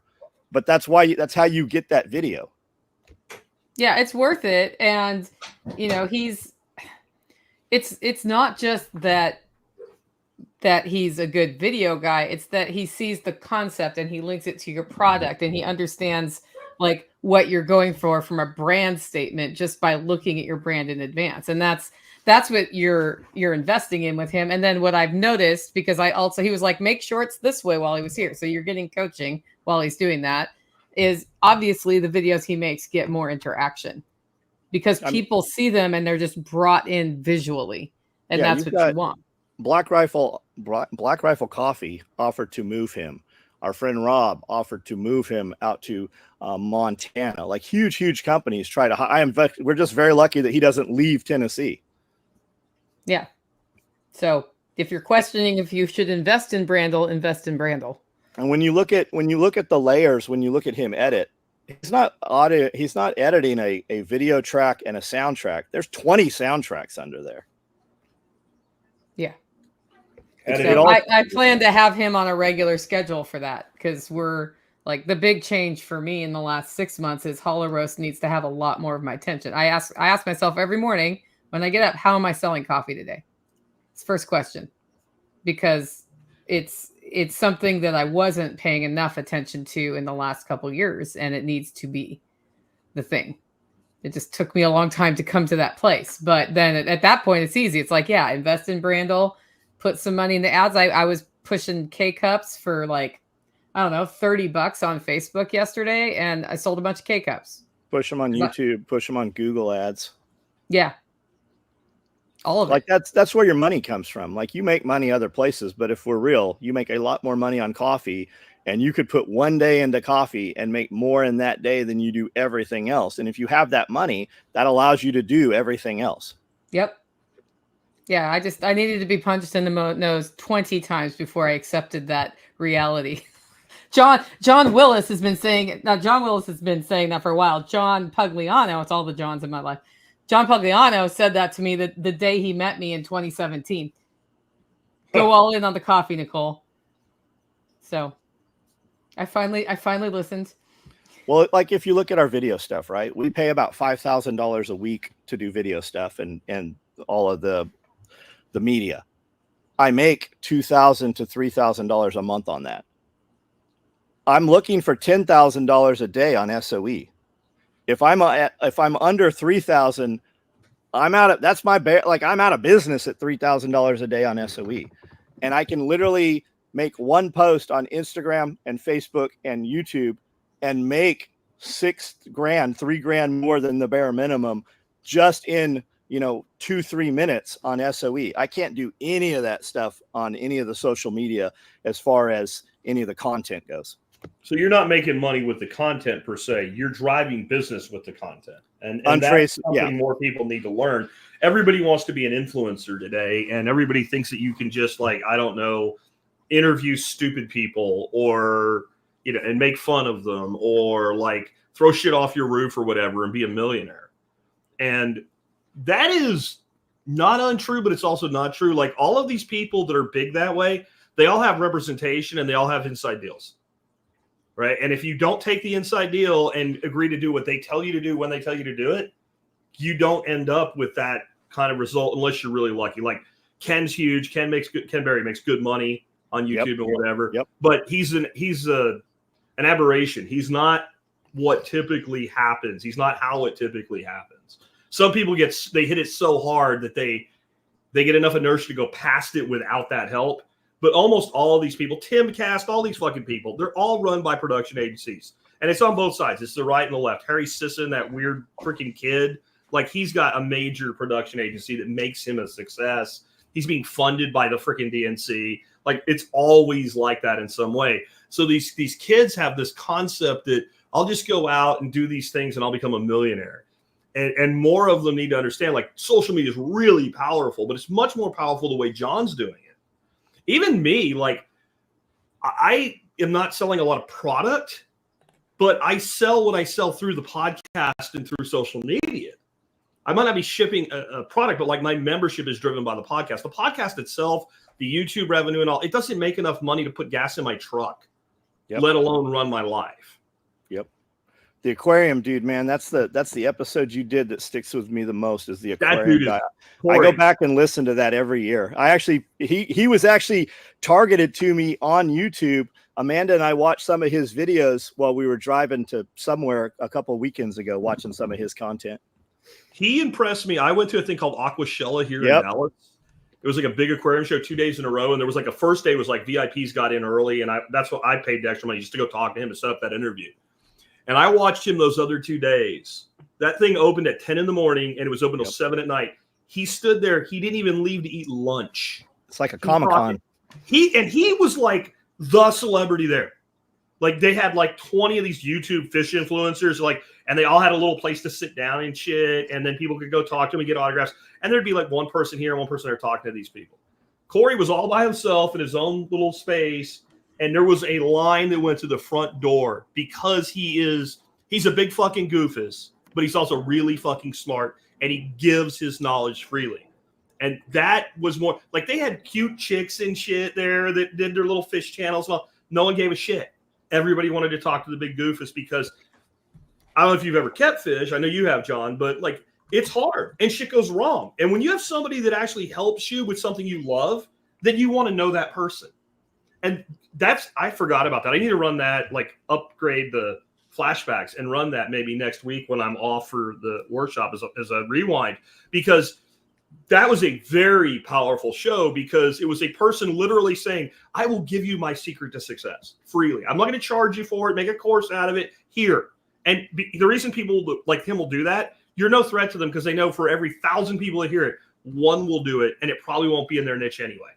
I love because you can take that template and it doesn't have to be fish. It could be anything. I love the breakdown he does with aquarium store owners where he's like, where does the money really come from? Especially big internet dudes. Some of them won't have the conversation on camera, but I'm like, what really pays you? Like, that's always my question. And a lot of the dudes that have big, huge internet channels, they work normal jobs, just like a farmer. Most farmers work 2 full-time jobs to be able to farm. And when you find that dude, like, for some reason, they just don't want to tell you like where the money really comes from. There was some lady that attacked Goldshaw Farms about a year ago, and she was mad that he had expensive fencing. And she's like, I know what that fencing costs. And I know that he's not making money on YouTube. Of course, they're not making money on YouTube. It's the affiliate deals. It's the click-through links. It's the place merchandise. FPS Russia, they came out and did some stuff with James. We had a meeting with the FPS Russia guys. And they said, we always blow up Coca-Cola products. One of them had a demolition license. He said, we get $5,000 every time we blow something up that says Coca-Cola. He said, we drive Chevy. It was either Chevy or Ford. He goes, they give us 2 trucks every year and we get $5,000 every time we place one of their vehicles. That's where the money comes from. Yeah. Yeah. The Diesel brothers. I had somebody ask me years ago, how do you do what you do with Amazon? Right. I'm like, well, I build trust. And then I'm like, go look at my reviews. Go look at the way I review a product. You know what they told me? It's too much work. It's too much work. Then you don't want it to work for you. Like, I do gross sales between $1 million and $1.5 million a year just in Amazon affiliate sales. But you don't want to do it. So why did you ask? Like, well, because they're hoping the answer is if they just randomly post a picture of an Amazon thing with a link once in a while. Somebody else's review or something. Like, I put actual thought into what I recommend, and if I wouldn't buy it, I wouldn't recommend it. And all they want to do is slap up cheap, quick sites, and I've had people do it. Like, I built this. Will you look at it for me? And I'm like, nobody's gonna buy shit from you. For guys that don't know how YouTube or how Amazon works, right? I don't need you to buy the item that I posted. You need to buy an item. I just need you to click the link. It downloads a cookie. Anything you buy in the next 24 hours, it's actually 48. I say 24 to build urgency. We get 1 to 2%. And sometimes a dude buys some ladder that's on clearance and I get $85 off of the ladder purchase, right? Yeah. That happens. And it works for digital media. It works for a lot of things. Well, there's huge YouTube channels, especially like gun tubers, that maintain Facebook pages, and they just they post something in their industry every day. And then they run contests with their audience on Facebook. Hey, if you share this, I'm going to take one of you guys each time and give you $100 gift certificate or give you recognition or whatever the contest is. That way he has tons of other people on Facebook sharing that out, and then it goes to their audiences. All we need is for you to click the link. If you remember any time you're buying on Amazon, I go to Jack's link all the time when I use mine. I go click Jack so that he gets some kind of some little percentage off of my orders. And I order every day from Amazon because I can't use my own Amazon link. So I use Jack's. And so part of that, though, if you're going to do this, if you're going to take that model and you're going to start promoting Amazon as an affiliate, you better sell some of the shit you recommend. I've been doing this almost 10 years now. I've had 3 reviews by Amazon staff because of the volume that we do to make sure we're legit. And what protects our ass is they can go to my site. They can take like my top 50 selling items in any quarter, and all of them are reviewed and all of them are converting because I send people there. So then you get all the pull through John's talking about, and they're totally okay with it. If you only have pull through, they will nuke you. They will absolutely nuke you. And I got nuked over a garlic peeler.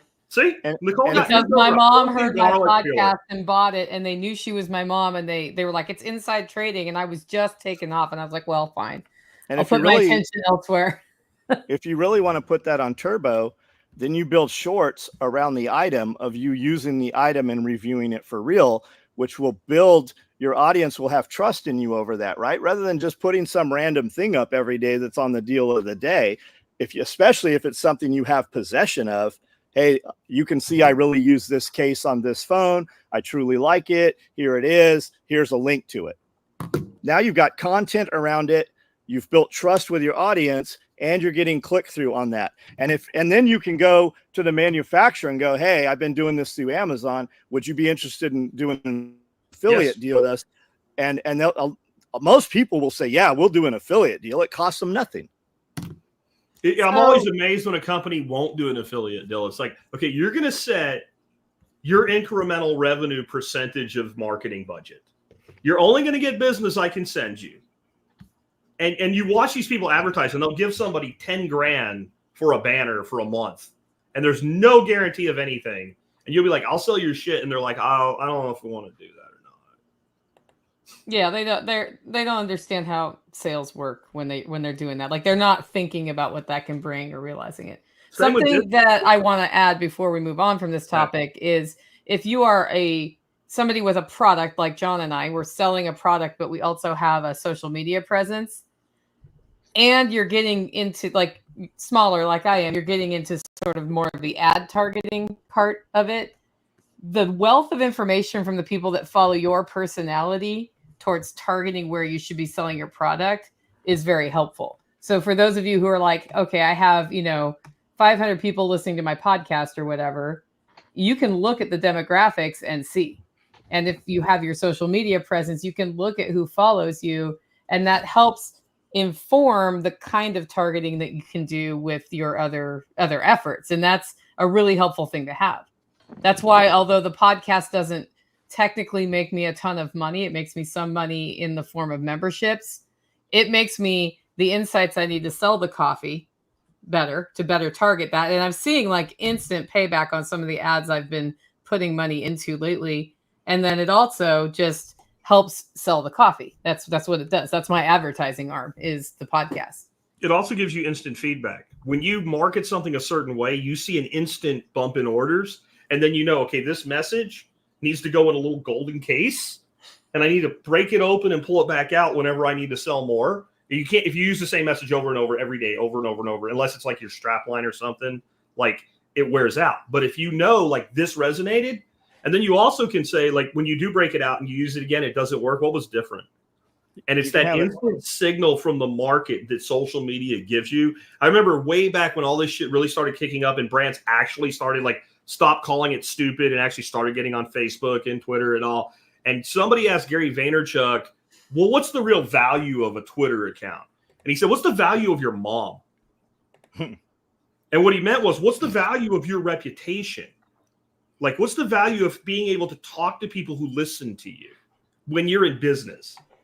And it amazed me how long people drug their feet on it. I'm talking about big brands and all, right? Like, and today, every presidential campaign, every cryptocurrency, everything has like social media accounts everywhere. And I think a lot of people look at that and think it was always that way as long as there was social media. It wasn't. You guys got to remember when like Facebook started, Twitter started, all these major brands said it was stupid and no one would ever use it. Of course, they were all run by friggin' aging boomers in silence. That's why. It's just, we're going back 25 years now. I'm never going to use one of those cordless phones. Yeah. I'll admit I said that. I said that as a young person too. Like, I had a pager for work and I fucking hated it so much. The last thing I wanted was somebody to call me. An elevator. We don't need an elevator. We have stairs. Once I got into sales, instead of being a technical person, it was like, okay, I need a phone now because I have to close deals. And that's what got me to do it. And then smartphones changed everything because I'm going back so long. You flipped your phone open when you made a call. Well, and I MySpace, think roll. like the last thing Jack wants is for anybody to call him, even to this day.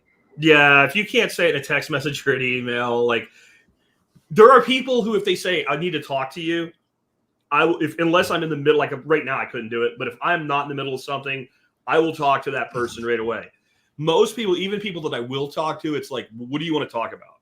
Because it'll inevitably be something they could say, well, I'm wondering about this. Yes, send. I'm back to work. It's not that I don't want to talk to you. It's that I work for a living. I have shit to do. And I don't need a 30-minute call that can be handled with a 5-second text message.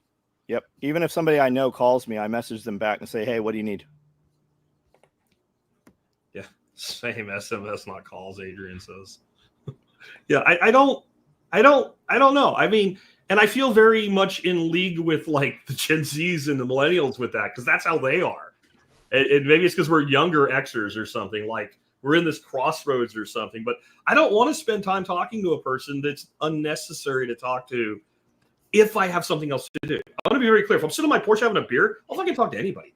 But I need a record. All portion of my day that's going on. I need a record of it. Like we try to do it. We try to do it on Messenger. If I have to do it through SMS, through text message, I can screenshot that and send it to anybody else that I'm going to hand it off to. They know what I promised. They know what the conversation was. I need a chain of custody. Yeah, I like that too, John, because it'll be like, well, you said, and I'll be like, no, I didn't. I'll look at it. Oh, you're right. I'll do it. Even if I'm having a conversation with somebody, I always pull another person or two in so that I have another point of reference. I have their take on it, and I have somebody that can remind me as to what happened. Yeah. Although if it's too many texts back and forth, sometimes it's easier to clear it up with a quick conversation. But then it's a good idea to follow that up with in summary, this is what we're doing. This is what we agreed in writing. Because that's bitten me in the ass so many times. I'm usually not doing business with you if we can't do it through text. If we can't just do this in a couple of text messages and I have to talk to you, we're not doing it. I'll give allowances that, because sometimes there's a complicated component. Depends who it is. So it's not really a business thing, but I recently handed off something to somebody to pick some parts out for me for a biochar kiln. And it's JR, right? So he'll be bringing a couple barrels for me in these parts. And when he sent me his initial list of parts, I'm like, no, we need to talk. And it wasn't because he's not smart, because he's a very smart man. And it's not because he didn't try. It's because I wasn't clear, and it was actually hard to be clear in text. So I think there are those like technical things that kind of like, and that way you got this instant feedback mechanism, and you know if the other person understood what you were saying. And as soon as he understood, it's like, I got it. Don't worry about it. Yeah. And then he hung up. And then that's why I would call him. That's why I would ask him to do it in the first place, because that's the conversation we're going to have. Like we have now rectified the situation. We are now going to go back to our lives, right? Like, because what amazes me is like, and I think men are, and again, Nicole is more in some ways with communication like a man because she's direct. But like, I'll talk to some dude that I haven't talked to in 5 years about something that we needed to talk about. And my wife will be like, well, how's his kids? I don't know. I assume they're fine, because if one of them died or something, he probably would have told me. Like, he called me about like a part on his truck, and I told him what I thought about it. And then he said goodbye, and I said goodbye, and we were done. And there are people that are just mystified by this. Like, they can't understand that, like, well, we had the conversation about the thing. The thing's done. We're done. Like, I'm not going to sit here and John, so how are you feeling today? Right. Right. Like, are you emotionally stable with the election coming up? How's Amanda doing? Like, I don't have those conversations with people, again, unless I'm in recreational mode. Mm-hmm. Which is twice a year. Yeah. I had about 2 weeks in between Christmas and New Year's, but then that's isolated to family, and everybody on the outside's told to go screw. Right. I mean, I can say as a woman and a direct communicator, people think I'm mad at them a lot. And this year in particular, people have been pissed off at me because I've been too direct, and I decided that I can't work with them if they can't take it at this point. And that might bite me in the ass, but it's too hard.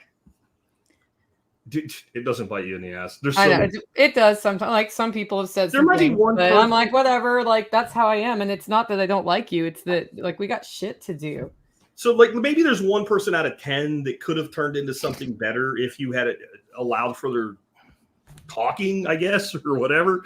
But you will save so much time that you probably would have never even met that person if you did that all the time. If that makes sense, like you get so much of your time sucked. Like time vampirism is a thing, and you know there are signals that you're going to deal with a time vampire. Where I'm just done. Signals like you get an email that says, "John, I have this really great idea for a business, and I want to talk to you about it. But would you sign an NDA before we talk?" I love the NDA guys. Delete. Like just The NDA guy. I used to respond. I had like a canned response, just like you got to be fucking kidding me or something, you know. And now I just delete. Like I don't even have time to like insert signature anymore for that. And I get 2 or 3 of those a week. Yeah. Hey, just shout out to Benchmark who did this sign. They just said, "Hey, Nicole, your sign looks awesome. I know they did this sign and Radio Made Easy for sure." Did they do your big sign too, John? No, that's a metal one. They've done Yeah. a bunch of these signs Yeah, that we've got. Yeah. Yeah, he's a good dude. We actually And that it was guy. fast. Like I got him the logo and it was here in like a week or maybe it was a week and a half. I was like, "What's this box?" I'm like, "Oh, I know what this box is."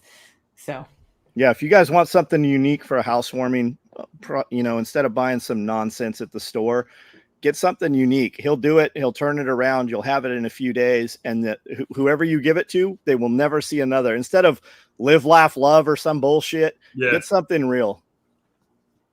So and so's homestead, or whatever the name of their business Play is. love. So let's talk about something fun. Can we talk about something fun? social media wasn't fun. How about this?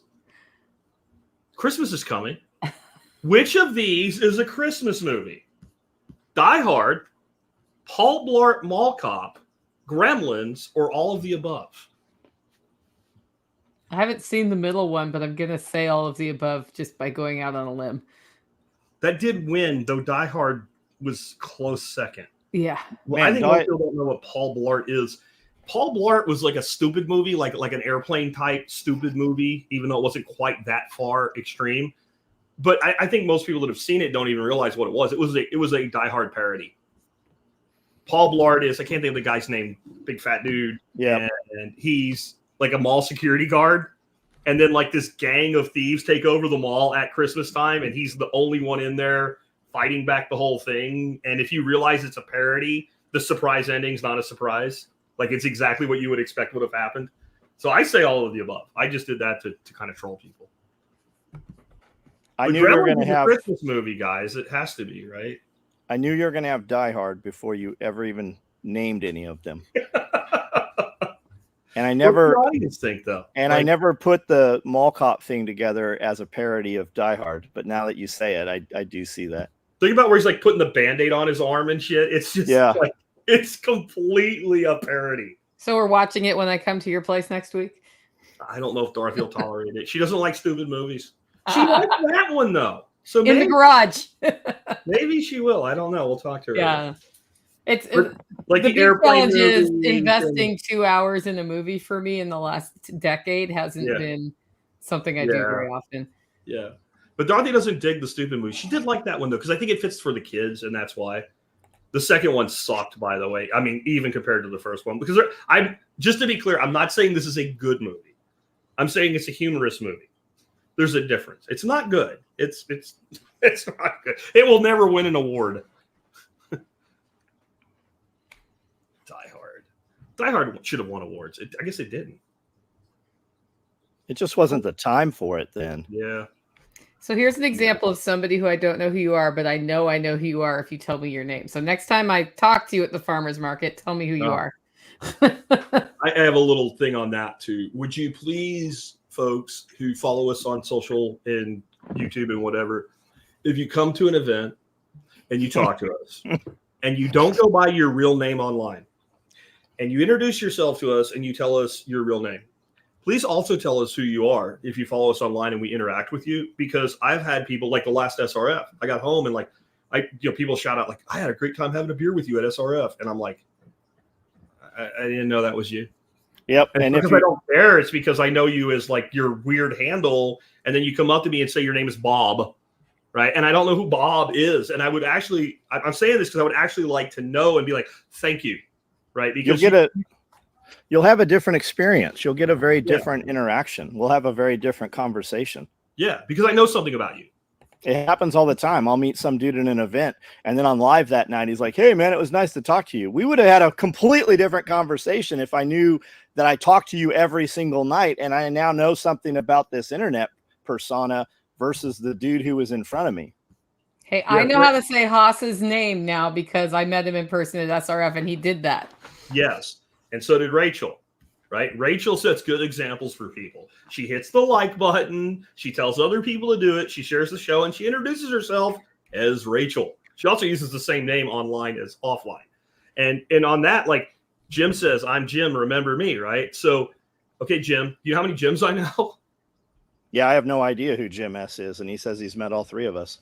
But if you tell me you're that Jim, yep, then I'll know, because we all have a lot of shit going in our heads, right? Print out your avatar picture and put it on your thing. That would be true. Yeah. Or like if you come to a workshop and like what we do, we hand out name tags and you write your own name on it. Write your handle underneath it. And then the other reason we do you know why we really do the write your own name on it? Because we don't know your name. If you print them, they will absolutely always turn to the back. Anybody that's been to trade shows know, I think we could create a perpetual motion device with like power generation.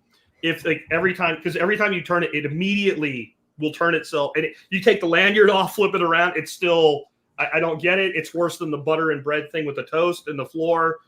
There is no badge that stays forward for anybody. So we just say write it on both sides. Yeah, like AJ says, this is why I have AJ Harrison on all my socials. Yeah, then we know who he is. Have the same name across all platforms. Yet nobody doesn't know who this guy is. Yeah. Sonny. Everybody knows who his Sonny is because he'll walk up and hit you. Did you let him hit you, John? You said you were going to. Fuck no, I did not. God damn it. He almost me. You gave me your word you were going to let Sonny hit you. I don't think I ever saw Sonny after that. Yeah. It was like, here he is. And I need to be able to function the rest of the day that day. Yeah. I told you he'd give you as little. Sonny will be here soon. He'll be back. All right. Sonny, you have to hit John next time you see him. My proxy. He already gave you permission. You don't even have to ask, but little tap. Not a 1, like a 0.2. I don't know that anybody wants that. Oh, it'll change your life for the better. It really will. It will. I told him I'd never been hit in the nose, and he got this look on his face, and I'm like, no, don't do it. You don't want to get hit in the nose. I don't want it broken, thank you. The thing about the stuff that Sonny teaches and the guy that I learned from Val teaches is that you can't believe it until you experience it. It's impossible. You look at it and go, no. And I always just say, go get hit. And because I think it's good for somebody's mind to experience something that they really believe can't be, right? That's why I think, like, you know, when you take combatives training in the Army, you know what you do on day 1? Your instructor chokes you out. You sit down, you've seen it, you've seen Thad do it and chokes you out, puts you under. And you go out in about 3 seconds, you come back and like, it will ruin TV shows forever because you see the guy get choked out and he's laying on the ground for like an hour. If a dude lays on the ground for an hour after you choked him out, you mess something up and he's dead. You come back really quick. The first time someone does it, it's almost like a drug. It will never be like that again. There's a euphoric component to it. I think that's where these weirdos like choke each other having sex and I'll get it from or something. But it's almost like a death and rebirth. And so you experience that. And then if, you know, it will, in training, it will happen again. Somebody will get the advantage on you and choke you out. It will never be the same though. Like if you let somebody do it a second time, it's like chasing a drug that you, like what was the song by Tom Petty that was really about heroin? I can't think of it now, but it was like basically chasing the dragon. Like it'll never happen again. But that one experience will change everything. It will also let you know that if you ever end up in a real situation where that's happening to you, you have one chance to prevent it. And if you don't, you're dead. I don't care who you are. If somebody gets that lock on you and you don't get your head turned, if you don't get something done, Once you're out, if they want you dead, you're dead. There's nothing you can do about it. And that's why it's part of the training. But that's why you should get hit, John. Wired Tight says he'll let Sonny hit him for the gram. We can get you hit by Sonny and get you an SOE tattoo all on the same day. December We could give 7th. him a 1, 2, and a 3 from Sonny, right? Sonny does 1, 2s, and 3s with his punches.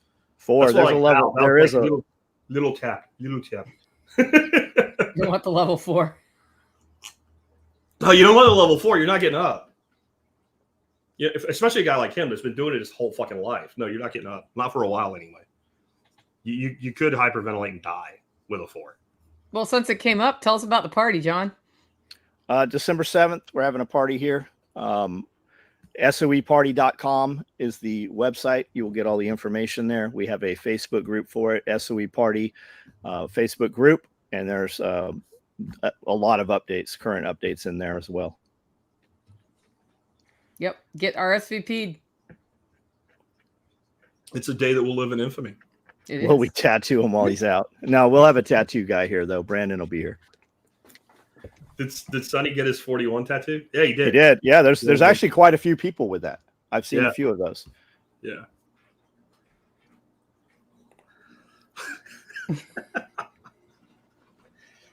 I always wondered, why don't they do that? Is it just people like it hurt when they get a tattoo? Or no, is there something like, would it fuck things up if you had Novocaine? No, there are people that are actually being put fully under anesthesia, and then multiple artists. So they wake up and all of a sudden they have whole sleeves and legs and arms done, all kinds of crazy stuff. But my understanding is that if you have a lot of work done, depending on your body and how you react, you're going to have a lot of toxins in your body from that. So maybe it's not such a great idea to get a bunch of work done all at once, depending, how that is. You're going to be, bed rest for some time. I was thinking more like the local and not doing a lot, but like I've had people have like tattoos like over their, nippular area, and they're like, that really, like, this really hurt. And I'm like, they have a numbing. Yeah, they have a numbing cream. Our guys have used it here when they've done some of the work on some of the bigger pieces on guys. Jeff says that's pussy. Ain't pussy for me, bro. I ain't getting a tattoo. All right. I don't have any interest in having on body. See, I understand that I'm going to get old, and right now I'm only like, 20 years from being really old. And I know what happens to tattoos when you get old. Wired Tight. You better be careful what you joke about there, buddy. You might want to look up some of the SOE tattoos. Oh, I've heard those stories, as a matter of fact. We have a Pornhub channel just for the tattoo video.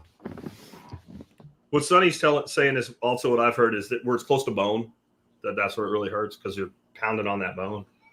Yeah, palm of the hand. Jason had his whole hand done with one of our logos, and he said that was the most. And he has tattoos everywhere on him, and he said that was the worst on his. Looks like VIP tickets are going up soon. Yep. SOEparty.com, guys. Knock broccoli. That's okay.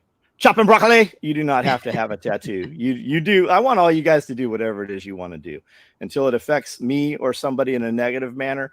I think you should have what you want. I think you should do what you want. I don't think we need the laws. I definitely don't think you need to have money stolen from you.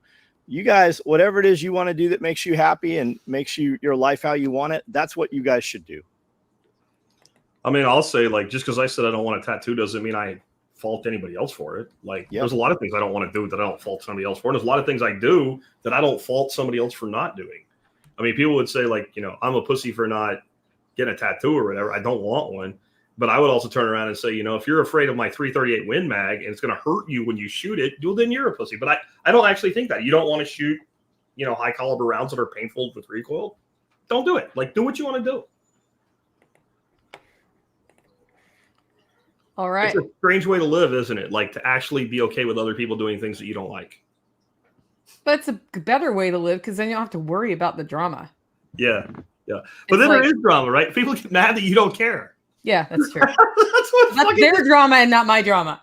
Yeah, you can have all the drama you want, right? Like, I'm a non-drama dude. Not my problem. Not my monkey. John, look at John. Is that not the face of a drama queen right there? He's 100% drama every day. Drama, doesn't it? Like, that is the ultimate DGAF face. Like, I just don't give a fuck what you do. I aspire to get my level of DGAF to the level of John Willis's DGAF. I really do. Like, for guys I do my best. I cannot quite pull it off to your level, bro. I really admire you. I'm not being like, I'm not fucking with you either. I'm dead serious. Like, I admire your level of not giving a fuck about what other people do or say. For guys that are not aware with the likes on here, on most devices, if you simply double tap your screen, especially on a phone or something, it will give a like. You don't have to back out of the comments on some devices. You got to back out and actually give the thumbs up. But if you double tap the screen now on most devices, it will give a thumbs up. Won't do it. Yep. No. Trying to play with the machine. Live Tissue Lab, March 28th through 30. I want to go to that one. It's going to be badass. Yeah, I want to go to that one. That'll be in Ohio. Yep, that's fine. I know how to text that person, so that's one I can make time for sure. Okay. Is anybody actually watching TV like anything close to clowns and say? So I think this person's asking, is anybody watching TV and seeing what the clowns say, actually believing that what they say is true? The answer to that, I think, is yes. And that's hard for people to watch other people fall into that trap when you see through it. When you have women going to the polls in North Carolina to vote dressed in a Handmaid's Tale uniform, yes, they believe it. How many are there? Is that multiples? Or there? I've seen one, or I've heard of one. Yeah, I've only seen one, but if there's one, there's more. There's more. I think they should walk around like that on a daily basis. I do too. It's fun to watch a rich, privileged suburban white woman with a $750,000 house compare herself to the women in The Handmaid's Tale. That's just wine moms, the most racist fucking people in the United States. Wine moms. Most of them aren't wine moms anymore now. Now they're like white single women with cats and Franzia. What do you call them? Aspen, what? Aspen, what do you call them? Oh, the Aspenites. Yeah. The Frisco Aspenites. So when I used to work up in Frisco, which is a very affluent part of the Dallas-Fort Worth Metroplex, very, very wealthy people. Like the average house is $500,000 and up. And that was back 20 years ago.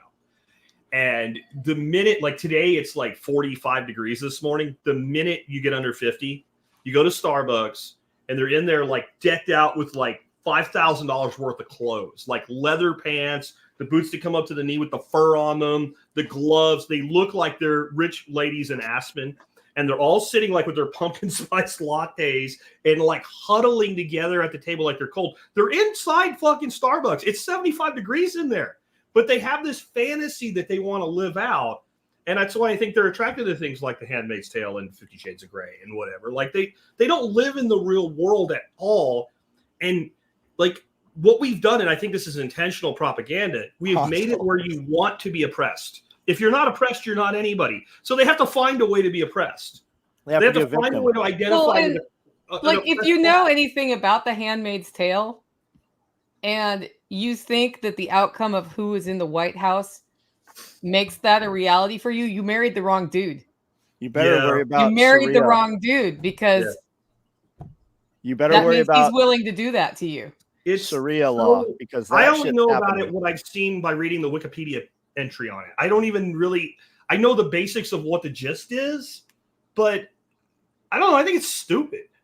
I think it's absolutely stupid. Yeah, I mean, there's the TV show. I haven't seen it. I've read the book, which was some noted piece of literature at some point as part of my libertarian policy days. And having done that, then you married the wrong dude. Take the costume off and just like go do something real. That's a good one.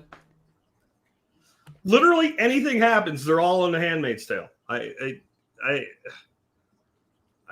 I think that's what it is, right? I think it's that we've made it cool to be oppressed.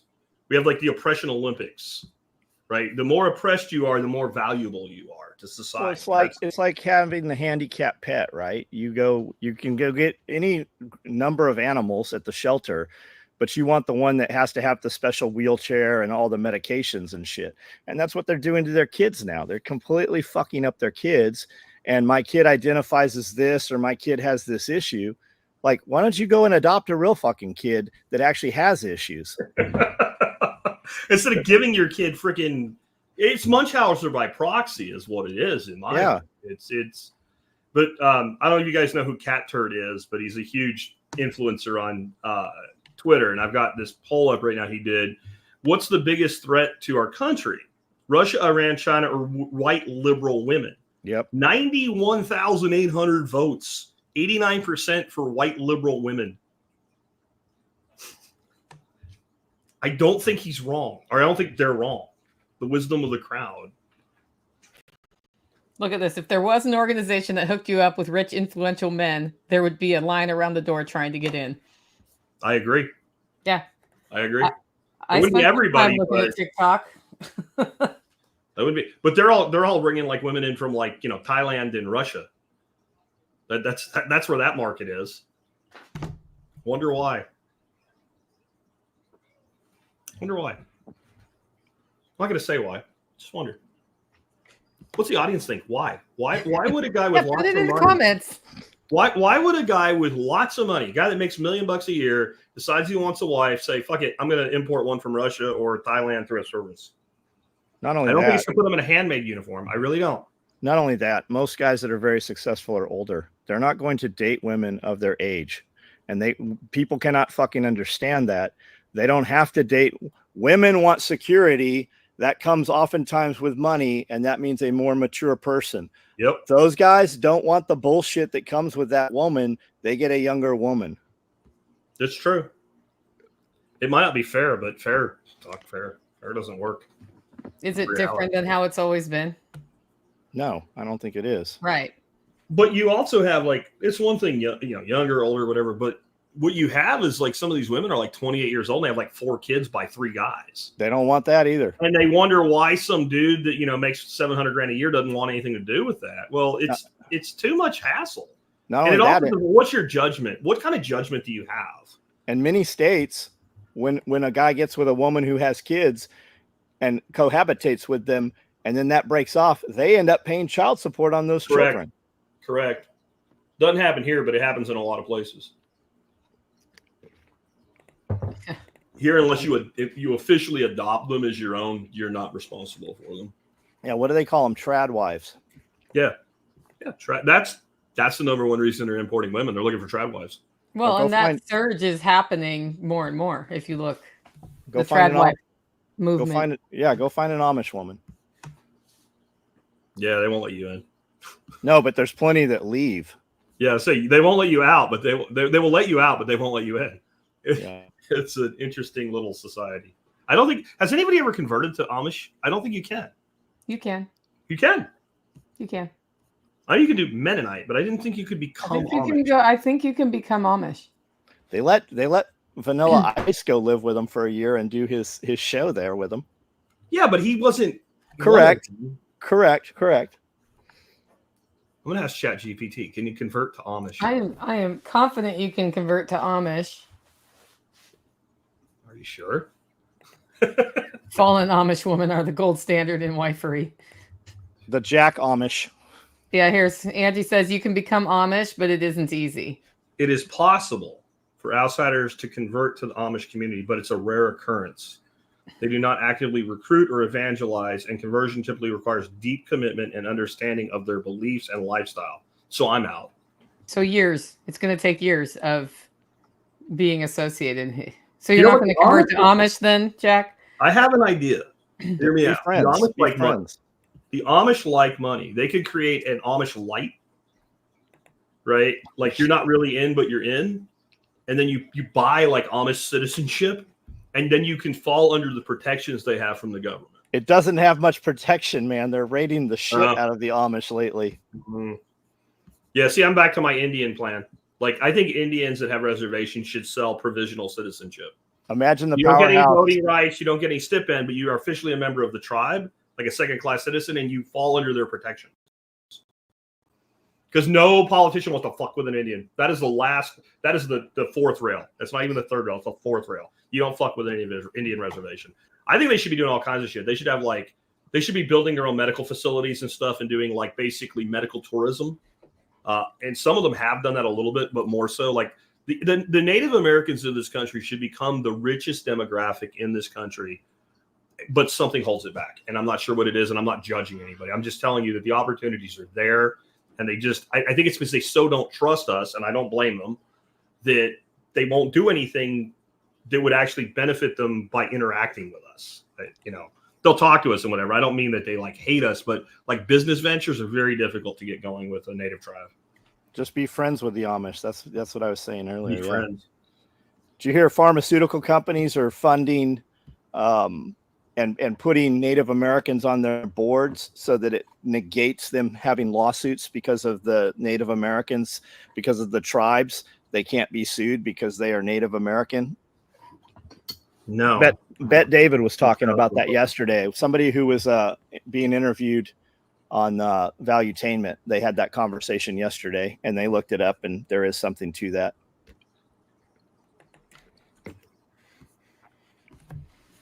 The world we live in. We're going to get zoning in my county, Jack. Yep, ours is coming. It just happened. Rock quarries came in and bought land, started rock quarrying, and it shook people's houses. Yeah. And so now, in order to have a rock quarry in my county, you can't be within 5,000 feet of a church or a residence, unless you are regulated.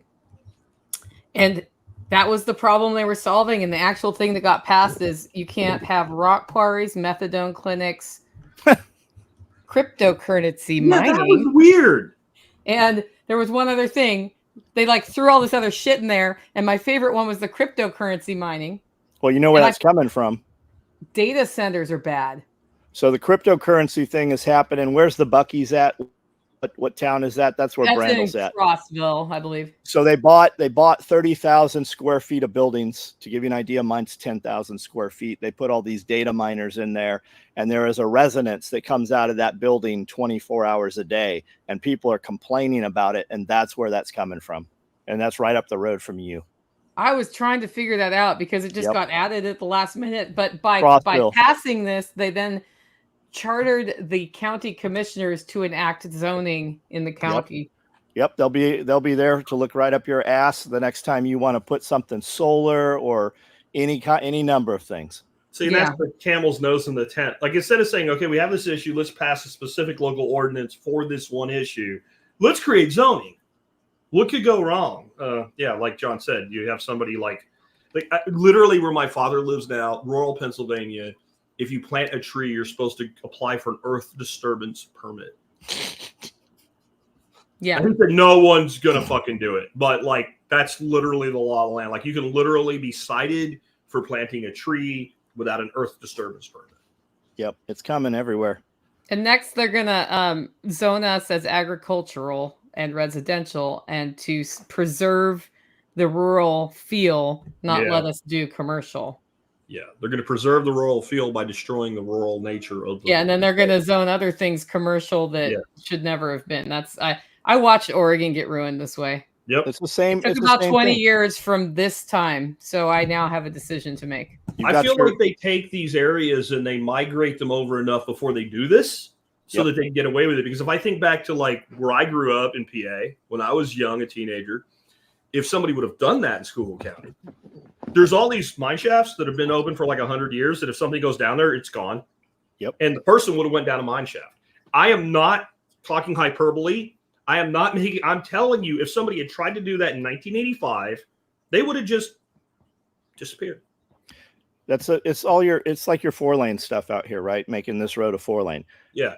The 4-lane doesn't go anywhere. It's federal grant money that comes in. Every year they have to do more of this, and they also have to do their other DEI bullshit in the town. Yep. And when they don't do that, that federal grant money doesn't come in, and they've already tasted that federal grant money. It all doesn't go to the roads. It goes to local businesses and other projects. And they get their hooks in by that money, and your local government is able to graft that and go buy buildings that they don't need and all kinds of other nonsense. You're seeing it happen right now. We have a group called Hip Camden, Tennessee in Facebook. You want to see some crazy Jerry Springer kind of shit, it's in there. It is there. It is everything you see in the craziest movies and the Agenda 21 and Agenda 30. It's happening and taking place right there. So I have a call with Alan Booker Wednesday. Awesome. Because I'm thinking the only thing to do is an HOA. A freedom HOA, though, or something like that. We got to come up with a word like reverse HOA or something. Yeah, exactly. So I don't really mean an HOA. But I know what you mean. How do you opt out of the zoning? You get zoned in a way they can't mess with you. Yeah. You're not allowed in here. Yep. Yeah, Angie says we need to get together and buy our own town. I sort of have, but there just aren't very many people in it, and maybe not enough people to get this done. But See, I think the problem with the chartering a town, like that's a good step, but the county supersedes the town and the state supersedes the county. Yeah. But most of this bullshit happening in the country today is not the federal government or state governments. Most of it is county governments because the people behind it have figured out this is a soft underbelly. Like, it's not real hard to go into, like 7-person county commission office and buy 5 of them. And once you have 5 of them, you can do anything you want. And okay, you're only getting 1 county at a time, but it's a long game for these people.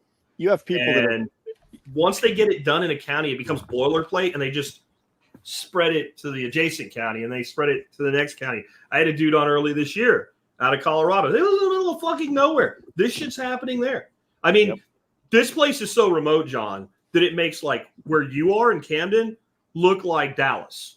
It's part of that remote, and they're still fucking with these people. It's part of the Agenda 21, which became Agenda 2030, which is now America 2050. You're seeing it happen all over the place, just like all the water rights and cutting off these farmlands. What you're not hearing very publicly is you have these right-of-ways coming through. They're eminent domaining 5 miles wide, 20 miles wide, and 100 miles wide. These swaths, 100 miles wide. What's at the end of all these things? Data centers. Where's all the water going? Cooling data centers. It's happening all over the place. Yeah. And, it and wasn't people that bad, but there was a thing back in the 90s called the Trans-Texas Corridor, and it was going to run from the Mexican border to St. Louis, and it was going to make the embarkation port for Mexican goods as part of NAFTA, St. Louis, Missouri. And they were going to rebuild the I-35 corridor as part of it, and instead of taking like enough to like upgrade I-35, they were going to take a mile on both sides of it, put in railroad and all kinds of shit. And it ended up was eminent domain that killed it. Like there was enough ranchers and shit back then that were willing to shoot somebody that they eventually walked away from it. But it was full tilt bore, and it was under Bush Jr. It wasn't under Ann Richards or some Democrat. It was under Bush Jr. that they were trying to do all this. And there's been people that have done, freedom HOAs and tried to do their own towns. They usually get labeled as a cult. You end up with a federal search warrant. I mean, look at it. It happens all over the place. And all they got to do is say kiddie porn, and then nobody even looks to see if it's true. See what Jason just said there, though, about Texas state law. You can 400 square feet. Yeah, it doesn't work if your county has minimal building requirements, which most do now, of between 1,850 and 2,500 square feet. Not only that, Texas has done that now. Not only that, we could have tiny homes here in Tennessee, and there were so many tiny homes and sheds going in that there were no mobile homes being sold. And the mobile home people went to the governor, and the governor leaned on the local municipal power companies, and they said, you can't energize these. You can only energize a tiny home if it is on wheels, a trailer, or a foundation mount, and you can't make it foundation mount if you don't have a permit. And to get that permit or to put energy on a tiny home, you have to have a perk test, you have to have a septic put in, you have to have a pole from the power company, and you have to have a meter. They're making it the workaround for that is that you put your own power via solar on there. And they're passing things, and even this small town has some regulations now about that solar being grid tied. Well, we don't have grid. Well, you have to get grid, and you have to tie your solar. Yeah. Florida did that. Yep, they're trying. They were making off-grid people tie into the grid. Yep. How are they getting that done? Pay for the privilege of tying into the grid. It all starts with the septic system. Now we can here build all the tiny homes we want in an unincorporated area. If you have a primary residence that's either when you build it, it meets the minimum, or it was built before there was a minimum. Then you can put all the tiny homes you want on your property. You can tie them into your power. You can do all of that, but you can't go out and buy like a 10-acre parcel and then build a tiny home on it even in like Johnson County, which is just, or Collin County or whatever, that are all rural. They don't have a big city, and it's all boilerplate bullshit. And what they sold the county commissioners on was, you need to protect your property tax base. You can't have these little houses coming in. You need to make sure that houses are substantial so that you protect. So when I hear somebody say you have to protect your housing tax base, your property tax base, what I'm hearing is, we want you to make sure that your children will never be able to buy a house. That's what I'm hearing when I hear that. That's the whole 2,500 square foot minimum, right? Yeah. Who can afford a 2,500 square foot minimum where both spouses work, both pay more taxes, both can afford more property tax. They're not going to lose the property or push back as much as we raise and creep the property taxes up. They're going to just continue to make money and be the slave. But these same people will give me subsidies and tax breaks to put in an apartment complex with 500 square foot units in it. They're totally fine with pods. They're just not fine with independent pods that are not part of the matrix. They're doing it right now. They're building little 200 square foot units in Nashville that look like prison camps. I believe there's 20, and then they're giving those to homeless people, and then that homeless person is allowed to have one roommate if they choose to. So you're going to have 40 homeless people living here who don't work in 200 square foot pods. Yes, but we can't do it. Yeah, it's so I guess they're trying to seize our electric power generation as we use our own money to put it in. Oh, they're absolutely, like Tad just went through this. He just had EG1 Solar came out, did an install. They did the whole thing. They filmed it all, but he had to he had to grid tie it. Now he has, I believe there's maybe a switch, maybe not a switch, but it had to be grid tied so that power went back into that system. Yeah. And that sucks because it's great to be on the other side of the power with your solar if you have power. And then the codes guy just came in. They hired a code guy out of Chicago who knows why he landed here or what happened, but he's the guy that stirred up all the chicken mess about people having chickens. Now, we used to run like a cable, right? It was a piece of cable that it had 3 sheathings, but it was 3 cables, right? Now he wants you to run all separate. You can't run that cable where you could just cut it and pull them in and you had hot, ground, and neutral. Now he wants them individually. It just makes no sense. He's taken everything that has been done. Individually conduited? I don't know if, yes. And I don't know if it can all go through one conduit or individual. I believe it is individual conduit, but one wire. That cannot any longer be where you bought a roll that was 3-strand wire on there. It makes no sense. Jack's head's hurting right now. I'm sure he has some reason for it, but like they're going through and they're leaning on all these people that are buying these old buildings, and they want them to bring it up to code. They literally told these guys, hey, you got to put this bathroom in. So they put a bathroom where he said he wanted it. Oh no, you got to take that wall down. I want the bathroom door on this side. He never said the bathroom door had to be there. It's like he's setting them up for failure. Maybe they didn't know. I don't know. Yeah, I know for electrical, you can get a consultation permit, which costs money, and they tell you how to do it. And then you permit it and they come back. So you get 2 permit fees for one project. And I know people who've done that and it's a different inspector and they come for that second one. They're like, well, I don't care what that guy said. It's all about the fees. Hey, you built this thing we told you had to have, but you didn't pay for it. Now that it's here, I'm going to make you tear it down. You better go apply for the permit. It's all about the money. It's always about the money. And bureaucrats. Occasionally people that are Karens. So I had a good friend that Karened, and it cost him. And it's why you shouldn't Karen. Like I had a friend and he got really ticked off that all the houses in his neighborhood had these shitty fences. So he called the Department of Making You Sad, and they came out and they wrote up everybody with a leaning fence. And then they made him tear down this overhang that had been on his house for 10 years because they said it was in the easement or some shit. Like he brought that voodoo on himself.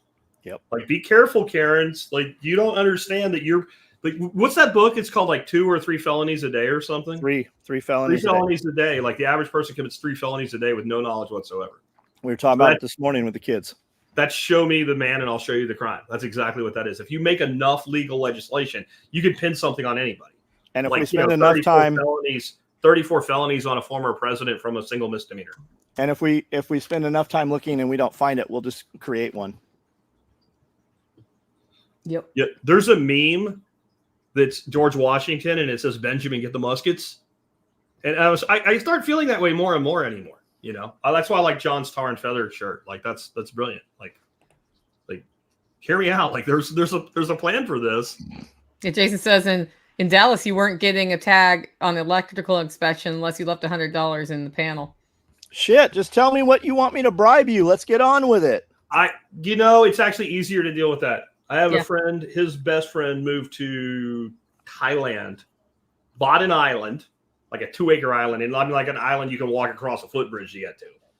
And he runs like a disc golf course. He has chicks, pretty Thai chicks running around with coolers selling beer and shit out of the back of them and all, and in golf carts. And he said, I had to pay this dude like $2,000 to get everything approved. And I have to basically slip him $200 a month. So he'll leave me alone. But he can function. It's almost better if you live in a corrupt system that has like market, like that's a market rule. That's like they figured out this is how much you could get from people that come over here to do this. And this keeps everything like I don't like it, but I kind of like it better than this shit where randomly they just keep making these laws. And then they have these huge entities that can enforce these laws. And they're not, most of the time, they're not laws, right? They're not laws. They're policies. They're bureaucracy, policies. They're not, nobody passed a law and said that you can do this now.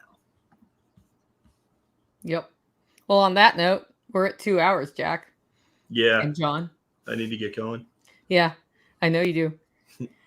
So let's go once around the horn. I'll start this time and let you guys figure it out from there. Guys, if you want to connect with me, I do a podcast called Living Free in Tennessee at livingfreeintennessee.com. And we do roast some pretty good coffee at Holler Roast, hollerroast.com. This is my go juice for the homestead. That's how we get everything done here. And we'll be at the SOE party with a Holler Roast booth on December 7th. Where we are unveiling something you can only get at events, and that is sipping chocolate. It's different than hot chocolate. It involves, I have tasted many different chocolates melted and crafted into this drink, and I do add a little bit of my 15-year aged homemade vanilla to that. First 24 people get a mug with that. So check out, it's at soeparty.com, right, John? That's right. That was a new website for me this week. So yeah, but don't forget, get your coffee at Holler Roast, and I'm going to hand it over to Jack next. So I have a show called thesurvivalpodcast.com, but that's a lot of shit to type. So you can just put in tspc.co and it'll take you right there. Come check us out. We have done 3,580 some episodes. So we've probably talked about something that you're interested in. You can use the search button. If you like what you're hearing today, but you want to hear more like homesteady type stuff, I'm going to actually be live with Billy Bond of Permapastures Farm tonight. And we're going to be talking about cover cropping and adapted. So instead of being a farmer doing 40 acres or 4,000 acres, doing this with your garden, your homestead, your orchard, and how that can be a part of producing more food for yourself. Because frankly, we're going to need to, because the stuff we're talking about here today is not going to go away. And being self-sufficient is going to be important. So if you want to check us out, should be on my YouTube channel, but sometimes Billy's not quite the most technically astute person. So we'll see. You can make it so. John, go. You're closing us out today. Special operations equipment, soetacticalgear.com. You can find us on all social media platforms, and that's the website, soetacticalgear.com. See you guys next time. See you later.